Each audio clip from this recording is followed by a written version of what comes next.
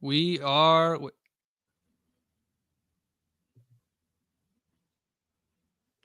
right. We're live. I don't know what was going on there. I think one of the Twitter accounts didn't pick it up, but we're live. This is Indiana Hoosiers Live 25 on the Indiana channel at the Voice of College Football. We are joined by a very special guest today. This is Jamie Jordan. He writes the IU Reactionary.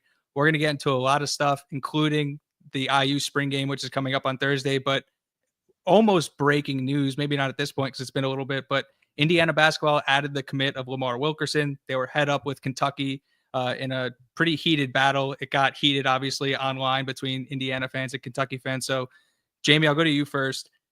Lamar Wilkerson, Hoosier, how does it make you feel? It's a huge win for Darren DeVries. It was something I felt like he almost needed to win, and he did.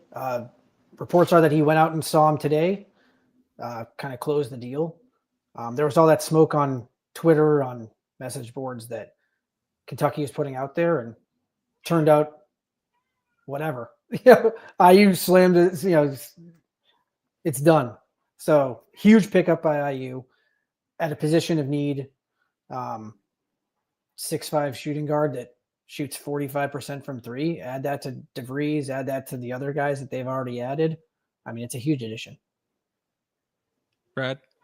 I mean, I'm just thinking about DeVries, Bailey, and Wilkerson on the floor at the same time. These are guys that averaged 18 plus points a game, all of them at a certain point in college. I mean, these guys can just fill it up. It's going to create a lot of options for, other guys on the team. You think Luke Goody getting more open looks because they just have so much to entertain offensively. Given DeVries, implements a good scheme, which I think he will, and they play really good team defense, this team looks a lot better than I think people are going to give him credit for going into the year. I'm looking at Marlon Mack, or who's the Mack kid from Georgetown, the transfer. I remember when he came. Apparently, he's a target, a guy in the portal that Indiana's after, and I remember he came to Indiana when he was at Harvard, and he filled it up. He was clearly the best player on the floor. That wasn't Khalil Ware, and he put on a show. I think he dropped 20 plus as a true freshman in Assembly Hall.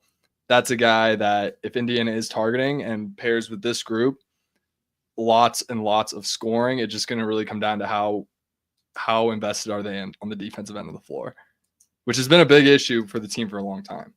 So we'll see. I'm excited though. Yeah, it's massive. Lamar Wilkerson, as a player, as a piece to add to your basketball team, is huge. There's a reason why. I mean, he had visits scheduled to Auburn. He had visits scheduled to Ole Miss that he canceled. Kentucky was in on him. Like that. Again, very talented player. But then you look at the grand scope of things and what a lot of people were, I'll call it panicking about DeVries and his roster building, when we've been saying over and over again, like, wait for that April 18th date. Like, that's the date where it really seems like it starts picking up. And to go out head up against a team that was it a Sweet 16 team? Were they an Elite 8 team? I already forget the tournament. But Sweet 16. Like, they did get killed by Tennessee though. So I mean, but that's a team that on paper is it's a lot closer to quote unquote where like a team's goal would be than where Indiana is. And so to be able to go head to head with a blue blood, when people say you aren't a blue blood, when people are questioning your ability to recruit, and grab a guy who people said would be a steal for Indiana, is a massive, massive get for DeVries. And it allows the rest of the roster now to take shape. Like, they don't really have to worry about starting scoring anymore. Like, that's all of that is taken care of. So then the focus kind of switches to the rest of the roster. But to go head up against Kentucky and to beat Kentucky in the way they did it, very, very impressive stuff early on in the Darren DeVries era. When's, I don't mean to cut you off, but like, when's the last time that happened? I mean, because people go back and they, what's the kid from Indianapolis that its name is eluding me right now, but he chose Kentucky, and people always thought he might transfer back, but it's like IU doesn't do this, and they haven't done it in a while. So it's a statement, and it's a big statement in my opinion. So very excited, regardless of like people. I saw people being like, "Oh, well, they gave him the bag, and that's why." It's like, maybe, but that's why IU has the bag, like to give these kids that they want, the chance to play at IU. It takes that. So Costs 10 mil plus to go to win a championship these days. What it looks like, just based on what we saw at Florida this year. All the teams in the Final Four were just a step above everyone else, and whether that's NIL or building good foundation where guys, continuity over time, and they just finally have the team that makes it all the way. I'm liking the Indiana starting point. I just really am. It seems like they're being very. We're just hearing things, obviously, but we're hearing that Indiana's, not, teams are out of money. Indiana seems to still be going after guys. It just seems like there's just really good sign in terms of how DeVries is doing things, being very selective, and still getting 3 guys that have averaged 18 plus points per game at the D1 level. And we're talking A10, obviously Missouri Valley, and then now whatever conference Sam Houston State plays in. But I feel like as a basketball head, you just know how hard it is to score 18 a game, period, regardless of level. Obviously, they're going to take a step up and there might be a drop in those numbers, but clearly these guys can score and will be threats to score, which I don't know was the case with the team last year, with everyone on the floor being that threat to score the basketball. Well, I'll tell you exactly. It wasn't the case last year because we love Anthony Leal. We'll never say a bad word about Anthony Leal, but 100%. One thing Leal never looked to do was score the basketball, especially late in his career. Hard to win games that way. Just is. It's just easier to defend. Just simple playing. You gotta guard 4 guys instead of 5. It's math. But 2 weeks ago, people were complaining that the Indiana roster was non-existent, and now you look at the starting 5 Indiana can potentially put out on the floor next year, and they stack. And again, as a team that literally 12, 13 months ago got bit in the ass by portal rankings, it feels silly to bring those up again. But then you look up, and where is Indiana ranked in terms of their portal haul? I think they're 4 or 5. They're going to end up being that high just because they're going to bring in 10 guys probably through the portal. I was thinking about that too. So regardless of what they do, they're going to be high on those portal rankings. I'm not going to let expectations get too high. I'm just expecting a tournament appearance. That's all I want to see year one, and just see if we can get there. And if we don't get there year one, I'm not going to freak out. I'm not going to throw a tantrum. I'm going to see what the year 2 jump looks like, and then I'm going to evaluate what my coach is doing, basically, because that's how I feel like normal people should react to a situation like this. I agree, but I also think that one of the things people were reacting to, guys being offered or talking to IU or whatever, and it's they have to fill the roster. Not everyone is a starter. I couldn't figure it. Why are you complaining about some random 7-foot junior college kid? I don't know. He had to average 3 blocks a game, or I can't remember what his name is. Might be good. You have to fill out the roster, and you don't want to be going portal hunting every single year. So, I think they have people need to not freak out and just let them do it. And this is, for me, this is the culmination of that. It's okay, he added some of the pieces, you add the star guy that you can build around, and then now you can go out from there. But it was the fear and panic in the fan base is whoa. I get it. I guess, because I was kind of like that too a little bit, but I was also this is what happens. This is how it works. I like those JUCO guys. A lot of talent comes out of the JUCO. Duncan Robinson comes to mind. Obviously, you talk about Dennis Rodman, one of the best rebounders of all time, came straight from JUCO to the NBA. But regardless, obviously that's not a relevant point. Duncan Robinson to Dennis Rodman was not what I'm just talking JUCO guys. We're talking JUCO. If we're attacking these types of guys and they're, top guys putting up big numbers at that level, and we can get 3 years of eligibility out of them, I see that as a no-brainer. They're clearly are able to play at the college level, maybe not start at the D1 level, but they can definitely play at the Division I level if they're dominating that league. That's just how this stuff goes. The best players end up playing in the best leagues. And the roster building, Jamie, to your point, super important. You can't spend $5 to $8 million on every single player. You run out of money very quickly. Mm-hmm. There's nowhere to go. There's a roster building philosophy in baseball where you spend a bunch of your money in one place and then you supplement the roster in different ways. And I'm not saying that's what Indiana is doing, but you can't have 5 stars throughout the entire bench. Somebody's going to get on. You have to build a team. And I think that is, while a lot of people are upset that it's taking a little while, that the patience is actually a really good thing. And you need to be careful in how you put this together and bring in guys, because you have to literally bring in 10 guys.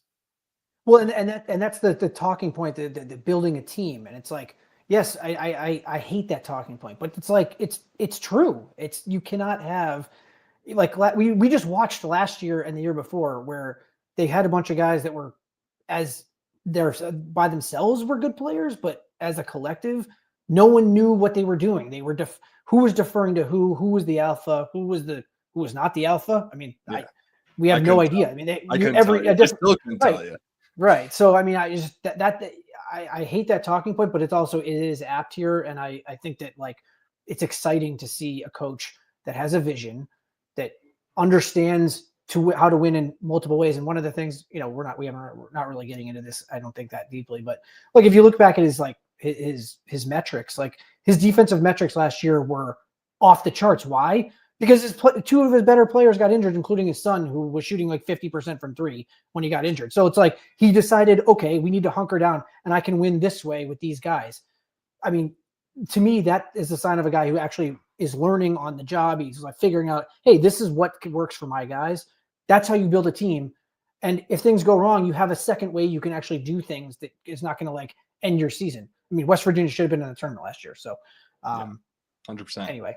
Yeah. Brad's got a conspiracy about that though. Yeah. Did you hear about the conspiracy I had? You hear about it? So I think Scott Dolson called in a favor to Bubba Cunningham. Hey, I want West Virginia's head coach leave I did hear West you say Virginia and Indiana out so you can have UNC in, and I'll be able to hire their head coach. We get a head start on the portal. He can start evaluating, get acclimated, move in, yada yada, start building the team. I mean, I think it's actually the truth. Like that team was bad. Like if I'm Scott Dolson, I'm looking at that team. Like I don't want to see them in the play-in game and lose by 20. I don't want to see that.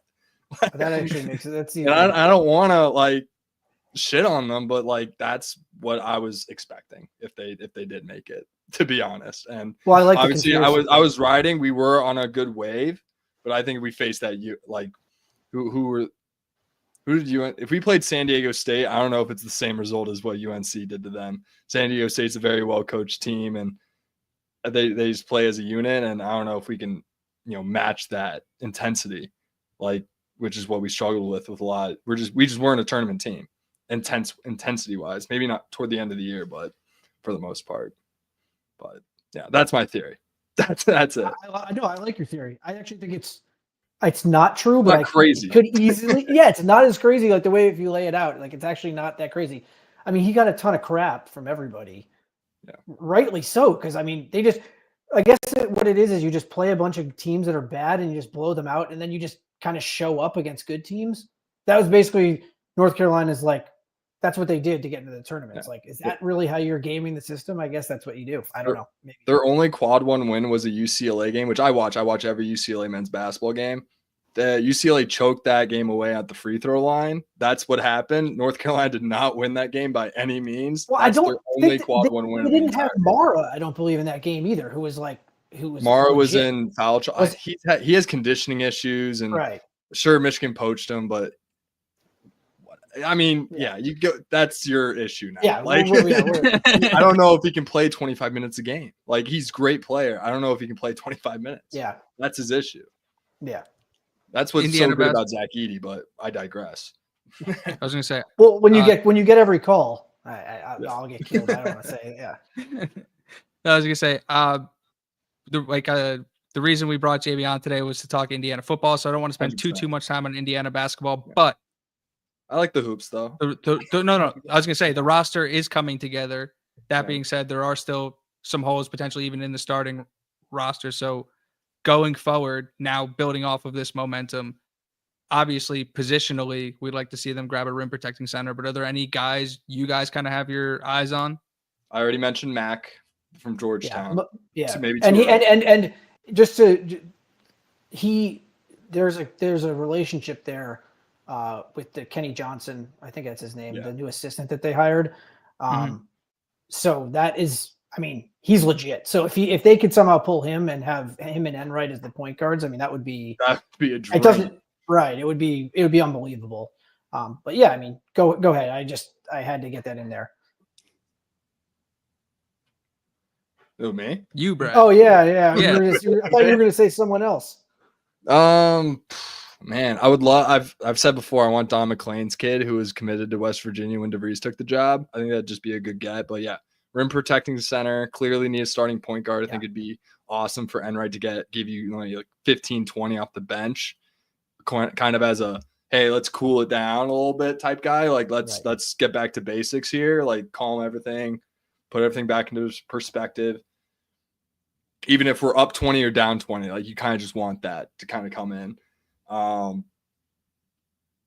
But yeah, I would like, guards and bigs, like I said before, like how these other Final Four teams were constructed. Like I just want guards and bigs. I don't need any tweeners. We don't need to mess with any of that. Just give me strictly guys that play either 4-5s or they're 1, 2, 3 at the college level. The small forward. Well, I mean, those are the only positions you can get.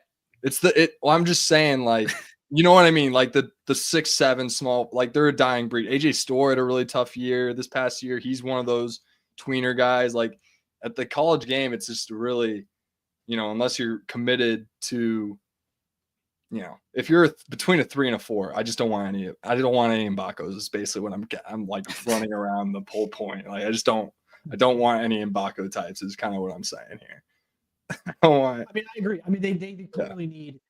They need to add. I mean, I think that they will, but they need rim running bigs and guys that will block shots. They don't need Umar Ballo on the block. They need a Adai Mara, to be totally honest. They need a guy that like guys that can do multiple things, that can, space the floor a little bit, but more pick and roll, pick and pop, and then block shots on the defensive end. I mean, that's really what you want in a center. And we have Reed Bailey.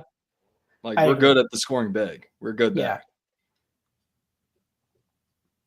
Yeah. I like it. Yeah, very exciting Indiana basketball. We'll have Twitter open just in case anything else happens, because again, 2 weeks ago we got blasted on Conwell. But we brought Jamie on specifically to talk about Indiana football. We also want to talk about the IU Reactionary, where it started, why it started, how we ended up here. So I'll ask you, Jamie. We're fans of the IU Reactionary. What kind of inspired you to get started there? Because I feel like it's a little bit similar to us. Yeah, I mean, I appreciate you guys having me on. I graduated from IU in 2006, so I'm a little bit older than you guys. But I've been writing on the message boards for decade and a half now, probably 15 years, yapping about prospects and all that kind of stuff, specifically football related. I love IU basketball, but I mean, IU football is. I knew that I didn't think it was going to take this long, but I thought that they have the chance to be a really good program, and I guess I didn't think it would take 15 years and they would kind of go like this. It would kind of, but anyway, so I decided like last year I didn't want to continue just yapping on message boards when I had more thoughts. It's like people were liking my stuff. It's like, well, why don't I just write what I feel like on, it was pretty hard to do that at the end of the Tom Allen era, because there wasn't a lot of good stuff to talk about, but it was my like doing it as like a release to like, I don't want to be negative. I'm just going to say what I feel, but I'm going to try to keep it a little bit positive and like the guys that I think are positive.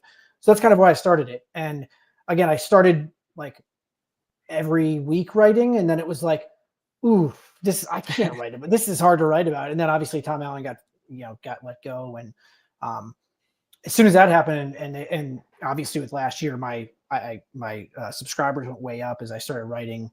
I try to write stuff that people like. I feel like I do. And I'm just excited that we have a team that actually is fun to write about. And again, I'm just a guy, but I do like the team, and I think that the team could be really good. I mean, we'll talk what we think is going to happen next year, but coming up. But I appreciate you giving me the opportunity to talk about it, because again, I named it the IU Reactionary because I thought I was just going to have a reactionary, mean, upset takes, and then I was like, why do that? Just have fun and just be, let's just try to see the good in it. And then obviously the last year was awesome, so like it worked out. I don't have to be mean to everybody. So there is so much content that is centered on like hate-induced views and things like that, and so to see content like yours come out and be like, even if it is critical to a sense, it's not critical in a way that tears somebody down, but it's critical in a way that like is within the context of the sport. Like if you're like anyone who's an athlete or competing or like understands that either you do something well or you do something not well, and the people watching have the right to critique that. Where the line gets crossed a lot of the time, and specifically a lot of the time with gamblers, but you know, it happens with everybody, is people make it really personal. And I think you do a really good job of not making it personal. So from that, I really appreciate it. Yeah, I just getting back to it, like I just felt like there wasn't enough people doing that. I felt like, I don't know, maybe I'm just wrong. No, you're right, because as somebody who, like, I graduated in 2021, and so I coming up and having that 2019 team, having that 2020 team, and like just being a football junkie, like I'm looking left, looking right, looking center, and shout out to Hoosier Huddle was like really one of the only places where you could, and like they're on Rivals now, and like that's an awesome move for them, but another one that just goes behind a paywall where you're like, but that was really like the only place where you could find Indiana football content that wasn't like hate filled and even in then it wasn't in abundance. And like we all kind of got lucky with Sig, but like you said, and I even go back. I mean, I was like, I thought that Hepner was like the guy. It was like, and then it's like, so, I mean, it was such a the way that everything happened was a complete tragedy. But then IU also shot themselves in the foot with the hires that they made over that time, even though I was like, okay, well, this is going to be better. And I talked myself into it. But like I did once Kevin Wilson was hired, it was like, okay, I can see where it's going. He cleaned house. He did a lot of things that, there was things that happened with him that he was a sort of unsavory character. People thought. I thought he was awesome, to be perfectly honest. But you could see the trajectory, and I'm just so happy that we're like at this point where, I didn't think it was going to be CFP right away. I mean, obviously, it's insane to think about. Right. But I do think that like you get a guy in here that knows what the hell he's doing, and you can create that. I mean, him doing that whole thing at this assembly hall, like calling out the teams, that sparked IU fans, and like it didn't happen overnight either because people weren't there. Even writing about it, and you're watching the game, there's no one at the first couple games. Not no one, but it's not. No, you're right. And they all left at half. It slowly started building, and he stuck with it, and they stuck with it, and I'm just excited to see where it goes from here. And I'm excited to be writing about it. So that's kind of where I'm at with that. No, 100%. People like for every reason where opposing fan bases were criticizing Signetti, like he's brash, he's this, he's that. It's like that's literally exactly what Indiana needed. They needed somebody to come in and essentially kick the fan base in the ass and be like, this is a good football team. Pay attention to it. And it's like the fan participation part. Like, no, people didn't the buy-in was quick. Don't get me wrong. Like by week 5, which was the Maryland game, like they sold out the rest of the way. But like I said it last week too, like, but yeah, I was just going to say, like, I was writing about like the fans are going to show up. They just have to see it over and over again. And so to have somebody like Signetti to just say what he said and then back it up that way on the field. Like if people wonder why Indiana fans are so confident, it's like we're watching. Yeah. I mean, this guy just did what people thought couldn't be done, and he did it in like 6 months basically to start. I mean, they were just kicking everyone's ass all over the field from the start of the season. Like it took like a half, and then against FIU or FIU. Yeah, FIU. And then they were just off to the races, and they were just, I mean, one of my favorite things that Sig does, and if it's football, IU got stomped. I watched so many curb stompings of IU where everyone was just like, no, if you can't stop it, then that's on you. And it's like, I always was on the other end of that. And now it's like, people are like, well, he's running up the score. And it's like, well, then stop him, because now that's what our team is doing. So it's again, we're just no sympathy. You'll get no sympathy from us. Right. So, yeah. So again, that's one of the reasons one of the reasons I'm so happy about, obviously, Signetti, is that I started writing more and more because it's exciting to write about. There's fun stuff, and it's not all good. I don't sugarcoat it when it's not good. I'll tell you like it is, but I try to see the good stuff ahead of the bad stuff and explain the bad stuff if I can. That's basically my style with the IU Reactionary. I thought I was going to write about basketball, but the football team just got so good. It was like, I don't want to write about basketball because it was not good either. Well, that was the thing. It was like when we started Sigs Inside last year, like we concerted effort, one, to focus specifically on football, but two, as the season went on and the football team was playing so well and the basketball discourse and team started to go so far south, it was like, I don't even want to mix the two. Like, keep basketball away from football, and like when the season ends, maybe we'll dive into it. And we've been talking about basketball for a month and a half now, but I did do a rant after the Louisville game. You did let me rant after the Louisville game. You did. I called that team out for just not playing. They just didn't play that day. They just did not show up at all in any sense of the word. But yeah, it's back to football. Jamie, to your point, like this is like a really exciting team. Even when like the press conferences, like we're gonna get to them next week from the ones this week because we're gonna get into the spring game here in a little bit. But like the special teams guys talked today, and all those dudes are really impressive. Radicic is impressive. McCarthy is really impressive as like an older dude. I didn't realize how old he was, but he is like somebody who's like worked jobs and things like that. And then Langston, the long snapper, was talking about running regressions to like figure out like how many plays he should like plays a day is like optimal for him. So I think they got a lot of really cool stuff going on in the room. And it's like, even to your point, it's not just Sig, like it's all these kids. Like they have a really fun, interesting room, and not in a way that it typically grabs media attention. Like there's no Ja Morant in this room. Right. Yeah. I mean, and like you said, I think that one of the best part about Signetti to me is just the way he kicked everyone in the ass, but it's also like the guys that have come here, and not even just the JMU guys, but like everyone basically follows his lead.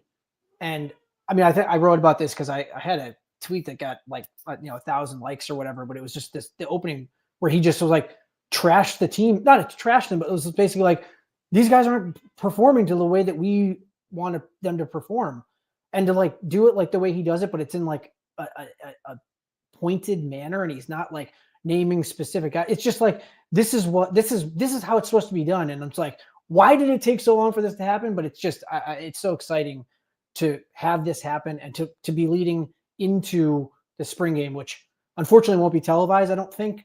And at least I haven't found where it's going to be televised yet. But I was kind of hoping to see things from his perspective, how he's like on the field with the new guys, see where it goes, and see what happens moving forward. So very exciting at times here for IU football.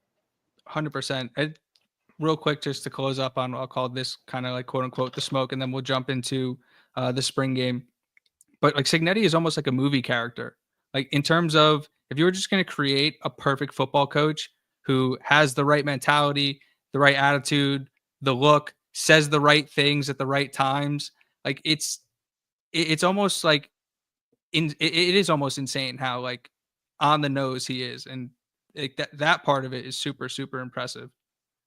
Yeah, he pushes buttons that like you don't know that there's a button that needs to be pushed, and yet he can come out and push it. And it's like, that's the guy you want leading the program. So again, it's been easy to write about when you have a guy that knows what he's doing, knows that he's going to get the best out of his players, or they're not going to play. Because you saw it last year.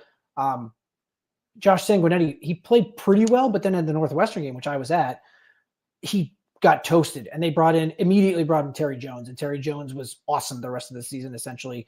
And it's like, okay, this guy's going to hold people accountable. And I thought Signetti was perfectly fine. He probably could have started on other Big Ten teams, but it's like, for this team and this situation, Signetti was like, no, we're doing this. We're playing this way, and we're doing it my way.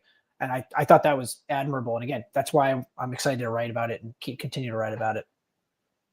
Yeah, what I like about Signetti teams and Signetti and what his teams kind of emulate is that they just approach things the right way. Whether that's how they approach a game, how they approach a practice, how they approach all the little things.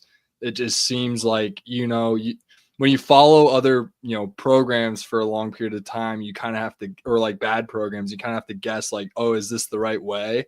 Whereas now we're watching Signetti and we're like, oh, this is the right, like, you don't even have to guess it. Like, you just see it. You're just like, this is how things are done. And we haven't seen this at IU, and that's why, hence all the excitement, hence the IU reactionary, hence Sigs Inside. Yeah, your guys' stuff. Oh, and that's the best part. Like it's exploded onto the scene, but it's exploded onto the scene because of the way that the program is, conducted or handled itself. Mm. And so, yeah, I mean, we'll see where it goes, because I think that the future is more bright than even this year. I mean, there's a lot of things that have to happen moving forward. And I told you guys off air, but I am a eternal pessimist, being a fan since I was watching Matt LaVecchio starts in my freshman or sophomore year or whatever the hell that was.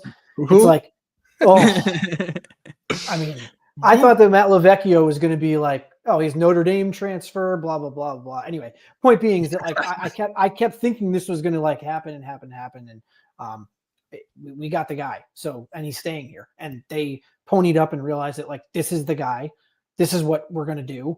Whatever you need to do it, we're going to do it. So it's been it's not just, Signetti, it's also the administration. I think that I've been critical. I was critical, especially on the message boards years ago. Michael McRobbie was horrendous for IU athletics. He was horrible for basketball. He was horrible for football. He was really bad for the Olympic sports. He just didn't care about that. And it's like, okay, well, if you're doing that and you're actually making the, academics exponentially better, okay, I kind of get it. But he didn't. So it's like, what were you doing? So anyway, so now you have Pam Whitten, who seems to be, totally in. I mean, she's in. We're big Pam Whitten fans here. Right. So Pam Whitten pod. Yeah. So big fan of Pam Whitten, especially because of the sports stuff. She knows how important it is. It's your brand. Like, one of the reasons, I'll just go back to this. Like the last time that I, like when I was visiting schools coming out of high school, it was like I wanted to go to Colorado. I visited Colorado and Boulder. Boulder was awesome. And I was like, well, I'm not really like a skier. I just wanted to have an awesome time at school, and that looked like an awesome time. But like, it's like you go skiing if you're there. Like, that's what you do on the weekends. It's like that kind of wasn't me. I only applied to IU because there was a back and front application. Like, that was literally, it was a safety school for me.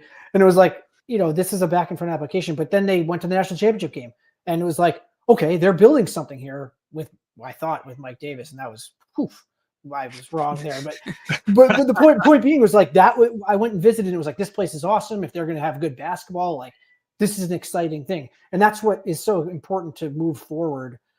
Like, if you have a good football team, it brings more people to the school. It brings more eyeballs. If you have a good basketball team, I mean, it's a huge advantage, not only for, to make money, but you're also getting more people to come try to apply to the school and come from all over the country and all over the world. So, I just think what they've done with the football team, and specifically hiring Signetti, but also retaining Signetti and retaining the staff and paying the staff.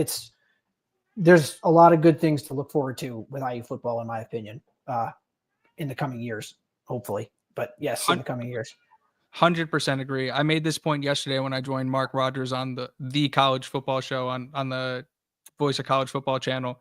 But it was, along with hiring Curt Signetti, this fundamental change from the university to care about football and put up the necessary funding to be good at the sport. And they haven't blinked once. They've been asked to spend a lot of money. They brought in Signetti. They brought in a whole 13 guys on the staff. Derek Owings took one look at the weight room. He's like, I'm going to need a new weight room. They gave him $1 million. They had, I don't know if Tom Allen even had $2 million to pay his assistant pool. Indiana's going to have Brian Haynes making $2 million and Mike Shanahan probably making close to it as well as having a staff that got raises across the board. The fact that now Indiana can be in these conversations, that they were a playoff team last year, that you can talk about them potentially being a playoff team again this year. And you're not just getting laughed out of buildings. People have to take you seriously like that. Signetti, big part of that, but the fundamental decision from the university to be good at the sport is just as important. I agree. And I'm excited to see where we go from here. So, but the last thing, Jamie, that you wrote for the IU Reactionary was what you were expecting to see during the spring game. Seeing your post was the first time I found out it wasn't going to be televised. Yeah, on the board on Peegs, and I'm on Peegs, and I have a Rivals account as well. And it's like it was like people were like, "Where is it?" I was looking for it on BTN, like waiting for it, because there was I'll forget to I try to record the game so I can watch them after I watch them, which is total nerd stuff. But I want to see the stuff that I didn't see when I was watching the game because I'm like pacing around and yelling at the TV like a psychopath. But I wanted, and then I just it hasn't ever popped up, so I don't know where they're going to play it or if they're even going to play it. For me, it's frustrating because I want to see it. Like I'm a fan, but I am I'm in Chicago. I have a young kid. I have a wife. I can't just go down there on a Thursday night. Like that's not going to fly in my house. So a little frustrated, but we'll get some firsthand accounts and hopefully some video if it's actually not on TV. And maybe they'll post them. I'm sure they'll post some videos on the IU Twitter page and stuff like that if it's not televised. We're going to get some level of visibility, whether it's a link they post that's on their own stream or some sort of like media cut up, shoot up of it. So, but to your point, like extremely frustrating. And again, we talked about this off air, but I get why they probably don't want to televise it. But as fans who aren't able to make the game, it's like, I was really, really hoping to watch that one. I'm not going to tamper, I'm not going to like call up Tennessee or UCLA and tell them who we got waiting in the wings. Like I just want to watch, I remember watching like the Big Ten on the Big Ten Network last year, got really excited because I saw a lot of good things and going to be disappointed that we can't watch it this year. 100%. Yeah. Well, I mean, and lastly, just like getting back to just the game in general, it's only going to be a half. So it's not like, they're not going to be put and for everyone's there, it's going to be the most vanilla stuff that there is. So run left, run right, right. Right. It's to see the guys get the walk on some PT. But I do wish I could watch the entire thing and then dissect it and write about it. But I don't know. We'll see what I write about it. I'll write about some Twitter posts or whatever. What I really wanted to see was Mendoza throw. That's really the one thing I wanted to see. If I had to watch anything, but it's a transition. I was going to say you jumped the gun on me slightly. I was going to transition us that way, but I just wanted to acknowledge John's point in the chat. He said Coach Owens is doing his job. The kicker looked jacked in his interview today. He's talking about Nico Radicic, and he was wearing the schmedium, but he did look jacked today. That was noted, John. Very much noted. He was a skinny kid last fall. He looked massive. Yeah. Okay, that's what's up. But I did. That's good. I was going to start with our guests, Brad, and popcorn, kind of what we were looking to see from the spring game and do it that way. But you kind of jumped the gun on us. So if you want to start off, Brad, you said Mendoza. I was feeling good about it. It's like that's what I wanted to see. I wanted to see because I don't know if Jamie watched that last episode. I was saying some pretty crazy things about Mendoza. I'm pretty high on him. When I watch him throw in those clips and that throwing motion, I'm seeing Andrew Luck. I don't know if he's the same gamer as Andrew Luck, but that's just what I'm seeing. I'm seeing 6'5", built like a tree, can run, can throw, well, I think has good accuracy. If I could just interject, I think one of my favorite things, yes, all that, but also like if you watch the interview with him for the Hoosiers Connect interview, he looks like a football guy. He's like wearing baggy jeans and like dad shoes and like it's like okay, this guy's like the guy you want. Like you don't want like it's the Curtis Rourke thing. It's like the relaxed, I don't care what anyone thinks about me, but then also he can back it up and he's like on the field with his, as he called it at Cal, his boys. He's going to go, that's what he's going to do. And that's just like having that type of talent, but also being like that kind of guy. That's how you win. That's how you win big time football. So, to pull him away from Georgia, right? I mean, insane. I don't know how much money he's getting, but it's got to be $1 million or $2 million. I wouldn't be shocked if it's $2 million. I mean, yeah, right. I don't know, but extremely excited about Mendoza. I'm also excited about his brother, to be honest. That was one of the ones I wanted to see.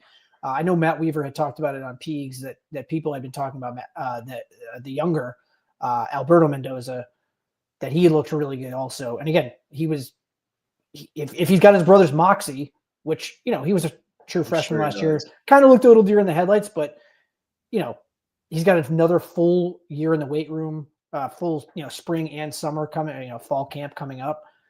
That's a guy that I wanted to see as well. I was hoping to see him play with the ones. I wanted to see him throw with the ones. That was with the big guys. So yeah, with that the quarterback position, obviously Mendoza, but also the other Mendoza, were what I was looking to see there. I 100%. completely agree. I like little Mendoza. In terms of Alberto Mendoza, Fernando actually also pointed out that he was shredding up defenses, and it's been really nice to lean on him to be able to learn the offense. And then Alberto, as a high schooler, was unbelievably impressive in his time as a high schooler. So that's like he's no joke. Like that's a kid who's gonna, obviously not this year because of the type of player Fernando is, but next year after, like that's somebody that could definitely factor into that quarterback room down the line. And like all reports, like you just said, Adam Spring he's looked fantastic. Yeah, I'm excited. I'm super excited about him. And again, like you going back to what you said about him as a high schooler, and like I know I'm a huge dork and I watch this stuff, but like the reason that Fernando got offered D1 offers wasn't his stats. It was that he's 6'5" and 205 pounds in high school. But Alberto is not 6'5", 205. He's 6'1", maybe 6'2". Listed at 6'2". Yeah, and it's like, so, he needed to actually put up the stats, and he did. Yeah, he was awesome in the highest level of, where's the best football in the country? Everyone's going to say Texas and Florida. I mean, I know Georgia's really good, but like if you're good and you're California has the most Heismans. That's true. Okay, yeah, I'm sorry. But if you're don't let the West Coast guy. There's all soft. But yeah, I just if you're cutting up teams in Miami, like you're legit. And so it was like, why is this guy going to JMU? And the fact that they wanted him to come to IU, I mean, they knew he was legit. Could it have been a long game with the brother? I don't know. We don't know, but yeah. Given how talented, I was going to say, given how talented Alberto is, I'm going to say no. But it does make you like they target brothers. Like the DePapes are on the roster. Like the Mendozas are on the roster. There's another set of the Kamaras are on the roster. Yeah, they got Mikal Kamara's brother, Amari, like kind of it was a linebacker. So I mean, I don't know anything about him really, but they clearly believe in that bloodline thing. So I'm glad that they added I'm glad they added the other Mendoza, or both of the Mendozas, if we want to keep talking about quarterbacks. But I would say I'm a big fan of evaluating via the gene pool, whether that be ex-athlete parents or high-level siblings. I like it all, so can't go wrong there. Oh, so I believe both Mendozas was on your list, right, Jamie? Correct. Yes. For what I wanted to see. Yeah. Yeah. So I'll go with what I was kind of looking forward to. And this is kind of cheating because it is like 30 guys, but I'm so excited about the class of 24 and 25, the guys who are on campus.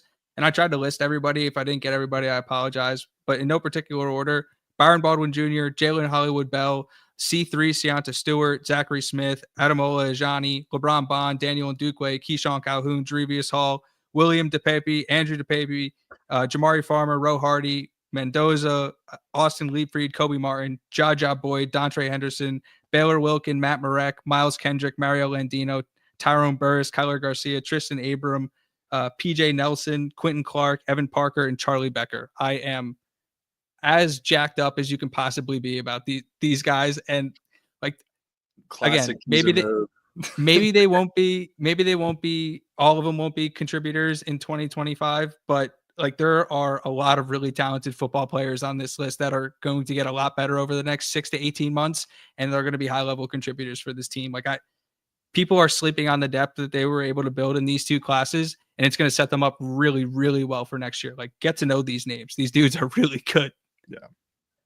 I totally agree. And I think that one of the things, like when you look at the classes, it's not like, oh, on 247, they don't jump out at you as like, oh, but they have a bunch of solid upper 3 stars. And then they get the guys that they have. Like one of the things that like we talked baseball off air, but like if you have conviction about a prospect or a player, then make a move and get that guy. They obviously did with Landino. They clearly did with Dontre Henderson, who's a cornerback.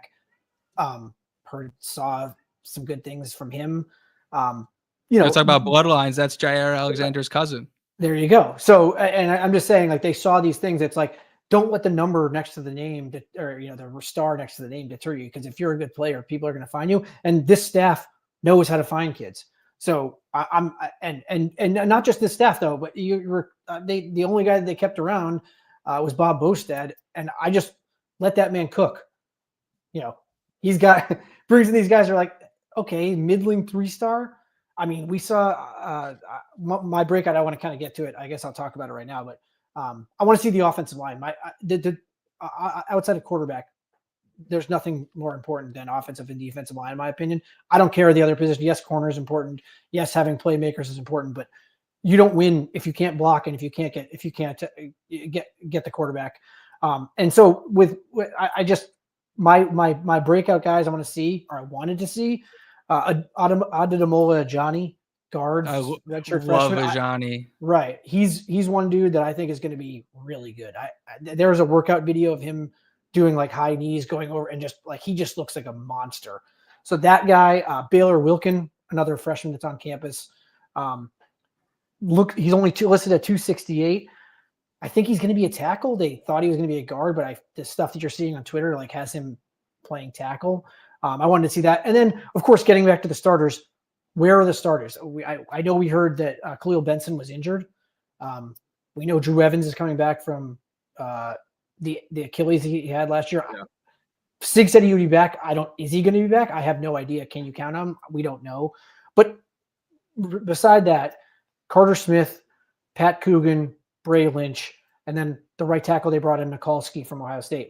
I wanted to see those guys and see how they gel against what I think is going to be an awesome defensive line. Your thoughts, I guess? 100% agree. I wrote down offensive line, which spots are up for grabs. Obviously, Carter Smith is locked in at left tackle, Coogan locked in at center. I think it could get interesting with Bray Lynch because he was the left guard last year, but they are replacing the right tackle. So I wouldn't be surprised for continuity reasons if they potentially messed around with him on the other side. That being said, he was pretty damn good at left guard last year. So do you really want to just move that guy? I don't know, but there are a couple guys like Zen Mikulski, like you just said, they brought in the tackle from Ohio State. Khalil Benson, who we think profiles a little bit more as a guard, but he's not available in the spring. Evans, like you said, isn't available in the spring. And then you have Ajani and Austin Liebfried, who looks like they're talented enough to kind of start pushing the ones. And so are those guys going to get an opportunity to compete? I was pretty interested to see what the starting one guard spot and the tackle spot looked like, and then how quickly that rotation went, because I think I don't want to say it's a full-blown open competition, but I think a lot of these younger guys are pushing the starters. Yeah, and it makes sense given the departures of guys like Cooper Jones, Austin Barrett, Vinny Fikable. I mean, it's very clear that Ajani and Liebfried, I would say specifically, are probably making huge strides in their development. I think Liebfried projects more so as a tackle, but he was getting guard reps in game last year as a freshman. Ajani's definitely that guard type, and hey, with Evans and Benson both hurt, who hates the idea of putting, Lynch and Ajani at the guard spots, Mikulski and Lynch as your bookends, and, national championship game starter, Pat Coogan starting at center. I don't hate that going into the season at all. And then having a guy like Benson who can kind of go into 4 different spots, kind of being that rotational guy potentially as he comes off an injury. And then, because, we had 2 injuries on the O-line last year. You got to have some depth. And it looks like we have 8 playable guys if you want to put Ajani and Liebfried in that bunch. And it looks very promising going into spring. So just seeing it firsthand with Ajani and Liebfried, knowing that they're ready to go in if needed to be called upon, it would have been something really nice to see in the spring game. Yeah, I don't think I'm breaking news here. I know that I don't know which board I saw it on. But I know they said that Liebfried had, or however you say his name, Liebfried. He had I think Sig said he had a club. Yeah, he had a club on it. Yeah, he had a club on one of his hands. So, but to your point, I think one of my favorite parts about Bostad and that he does more than any other offensive line coach since I've been following IU and just football in general, he wants multiple position guys. So, I know that Liebfried, he's 6'6", 288. That's a tackle body, but they are playing him inside because you don't know when the next Drew Evans random Achilles injury in practice is going to happen. You don't know. So, getting Ajani reps at all 3 inside foot. I mean, he's more of a inside guy. He's probably not a tackle because he's only 6'4", but getting reps all across the line is fantastic. Having Liebfried go from guard to tackle, great. Evan Lawrence, I think, is not going to do that. I think he's kind of just a tackle. Right. I think he's the next one behind Carter Smith. I think one of the reasons you saw Austin Barrett leave is probably because of Austin Liebfried and Evan Lawrence. I mean, that would be my guess of why he left, because he sees the writing on the wall. Those guys are probably ahead of him on the depth chart. He's older than them. So it's exciting. But again, we're not going to really see it. I just want to see who performs against this defensive line, because again, we'll talk about it in a minute, but the defensive line, it looks legit, like really legit. Yeah, we're huge fans of the defensive line. Brad, did you have, because I had offensive line on my list, did you have offensive line on your list? I didn't have a list. I just had Fernando Mendoza. That was my list. That was it. That's really all. Like, true. Like, I'm so very confident that they'll figure it out at these other positions, and I see it as like, I'm so high on this team that I'm thinking, how good is Mendoza, and can we get past the semifinal in the playoff? Is like where my head's at. Like, that's I can't be that optimistic. That makes me gives me the willies. I just see an upgrade. This is IU football. I see an upgrade in talent at every stage. I mean, okay, is he good enough to get us a win in the playoff? I think that's a more realistic kind of expectation, considering we just got to the playoff last year. Next step forward would be winning a game, right? So that's why that's why my sole focus is on Mendoza, and I didn't really make a list because that's who I want. John said 16-0. Write it down. Love you, John. Yes. We're on the wagon. Jamie, we'll go to. I'm not ruling it out. Well, I picked a bunch of breakout guys in the basically I did if you want to go check it out on it's jamiejordan.substack.com, which if I type that out on Twitter, they just kill no one looks at the post, they kill it.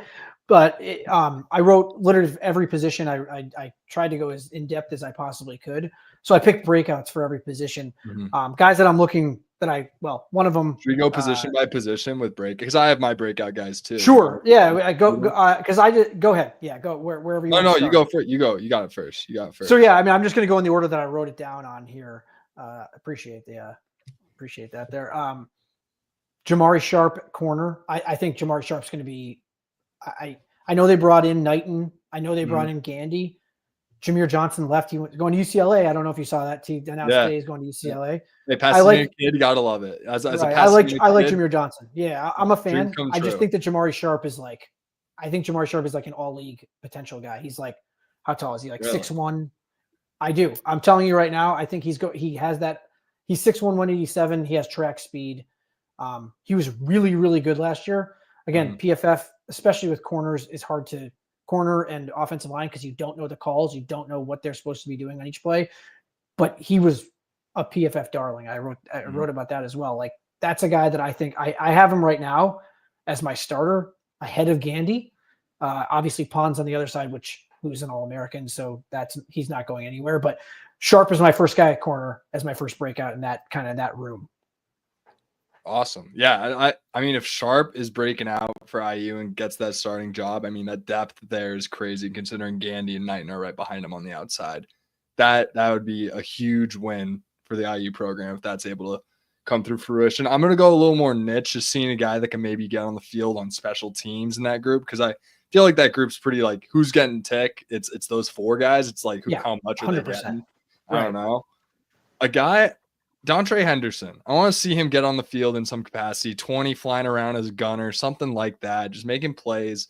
I've said it before, seeing guys make plays on special teams usually turn out to, you saw Pons and a lot of starters make plays on it, but bench guys that, Bones Jones and Bryson Bonds, they're all making plays last year, and now they're going to be taking that next step. I mean, that's a guy I kind of want to see get to that level where he's, contributing, becoming a weapon on the special team side of things, and excited to see what he can do because they have a lot of, I could have picked any of the three freshmen. I'm going with the guy that was redshirting last year. So he's obviously got, he's got the, we just talked, isn't he? He's cousins with Jair Alexander. Yeah. So we're pretty, like I said, gene pool guy.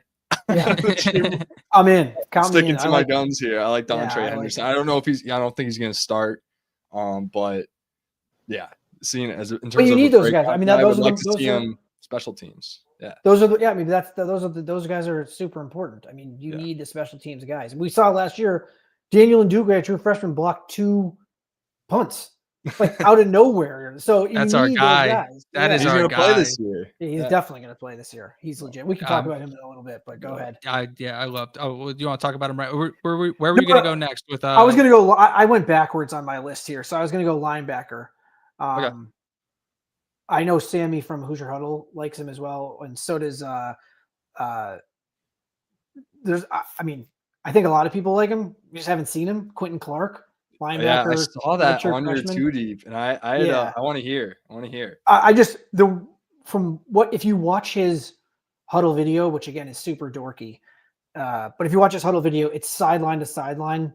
Like he looks like a safety, but he's 210 pounds, and it's like that's what they just had, and they just lost with Walker. That Jalen Walker, like that's the type of guy that I think. I'm not saying he's going to be Jalen Walker this year, but the size comparison, the speed, the sideline to sideline stuff, the athleticism, that's what you see if you watch the huddle. I just can only imagine what he looks like now after a year and a half in the program, coming up this spring. Or coming up this fall. And that's why I wanted to see him. He was one of the guys I wanted to see the most because I just wanted to see, will they bring in another guy at linebacker? Because people have talked about it with Elijah Hardy being potentially a starter, obviously opposite Fisher. But why didn't they add another guy? Is that because a guy like Quentin Clark showed out and they? So. Yeah, I think a big reason why they didn't is kind of my breakout guy, which is Bones Jones. I'm a big Bones Jones guy. I think the dude's an absolute Looney Tune. He wears 46. He's just the type of like I just think of Bones Jones. I think of Limp Bizkit, like just playing in the background and he's just making play after play.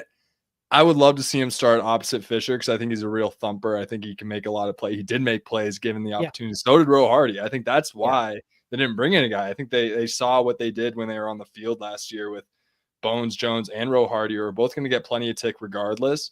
But to really see Bones Jones kind of come in, it was 4th year, grown man, and just kind of play his game now, finally get his opportunity. He's been doing it on special teams for a couple of years and see him break out. I think could be a really exciting time, and he can go for an all conference honorable. Like who knows? I'm not going to hold him to honorable mention, but I mean, who knows? Maybe he has a fantastic season this year, and that's a guy I want to kind of see get reps with the ones. I agree. He's a good player. 6'2", 230. Like he's big. Yeah. I'm just happy that he actually is getting a chance to play. I mean, one of the things that happened with Allen is that he just got stuck and he just didn't play. And you could see that he's not a bad player. He just needed the chance to play. He's one of those guys that's not like it's the Aiden Fisher thing. It's like, is he the most athletic guy? No. Is he the guy you see, the first thing you see? No, it's just like he's around the football and he makes big hits and he's going to absolutely drill you if you're in the if in his vicinity. So I agree. Good player. I'm excited to see him as well. Yeah, I would love to see him break out for the sake of, I think Ro Hardy is just I've gone on my little Ro Hardy rant where he's kind of just like low key 5'11" linebacker, kind of the best football player you've ever seen, but just kind of like undersized. It's kind of like his whole story.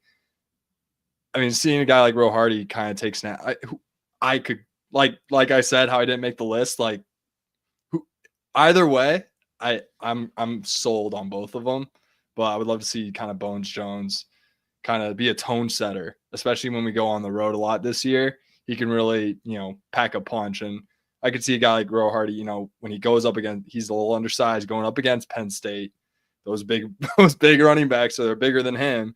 Going, it's just different ball game. So would love to see Bones Jones. One of the things, like, again, we talked about this off air again before, but one of the things in the Big Ten that you don't see specifically a lot is that there's a lot of teams that just run the football in the Big Ten, and you need 3 linebackers that can play. So if it's Hardy, Jones, and Fisher, with some guys backing them up, younger guys, like that's legit. Like when I was at the Northwestern game, one of the things you notice is that they had 3 linebackers on the field a lot, which is like, oh, that's interesting. That's an interesting wrinkle. But it's like, I think that toward the end of the game, I don't think that Northwestern, they couldn't run really because they had the third linebacker, and now he was daring them to pass and they couldn't pass. So, yeah, you need depth at linebacker, but they didn't go get anybody. So I think that like maybe they'll go. So that's the thing. Portal opens, what you say, tomorrow, I believe it opens the portal. Yeah, we'll see we'll see tomorrow. Right. We'll see if they try to add someone there, but I'm not. I don't see it happening. I think you guys are right, and you hit the nail on the head that they really, really like the room and they like the development, and they don't really care that not a lot of people are paying attention to it. Like Ro Hardy was a 0-star recruit. I think he did. I don't even know if he had a picture on 24/7 when he committed. Like, well, he went. I'm pretty sure he was at the Naval Academy Prep School. He was for his so he was going to be at Navy. So anyway, sorry, random fact there, I guess.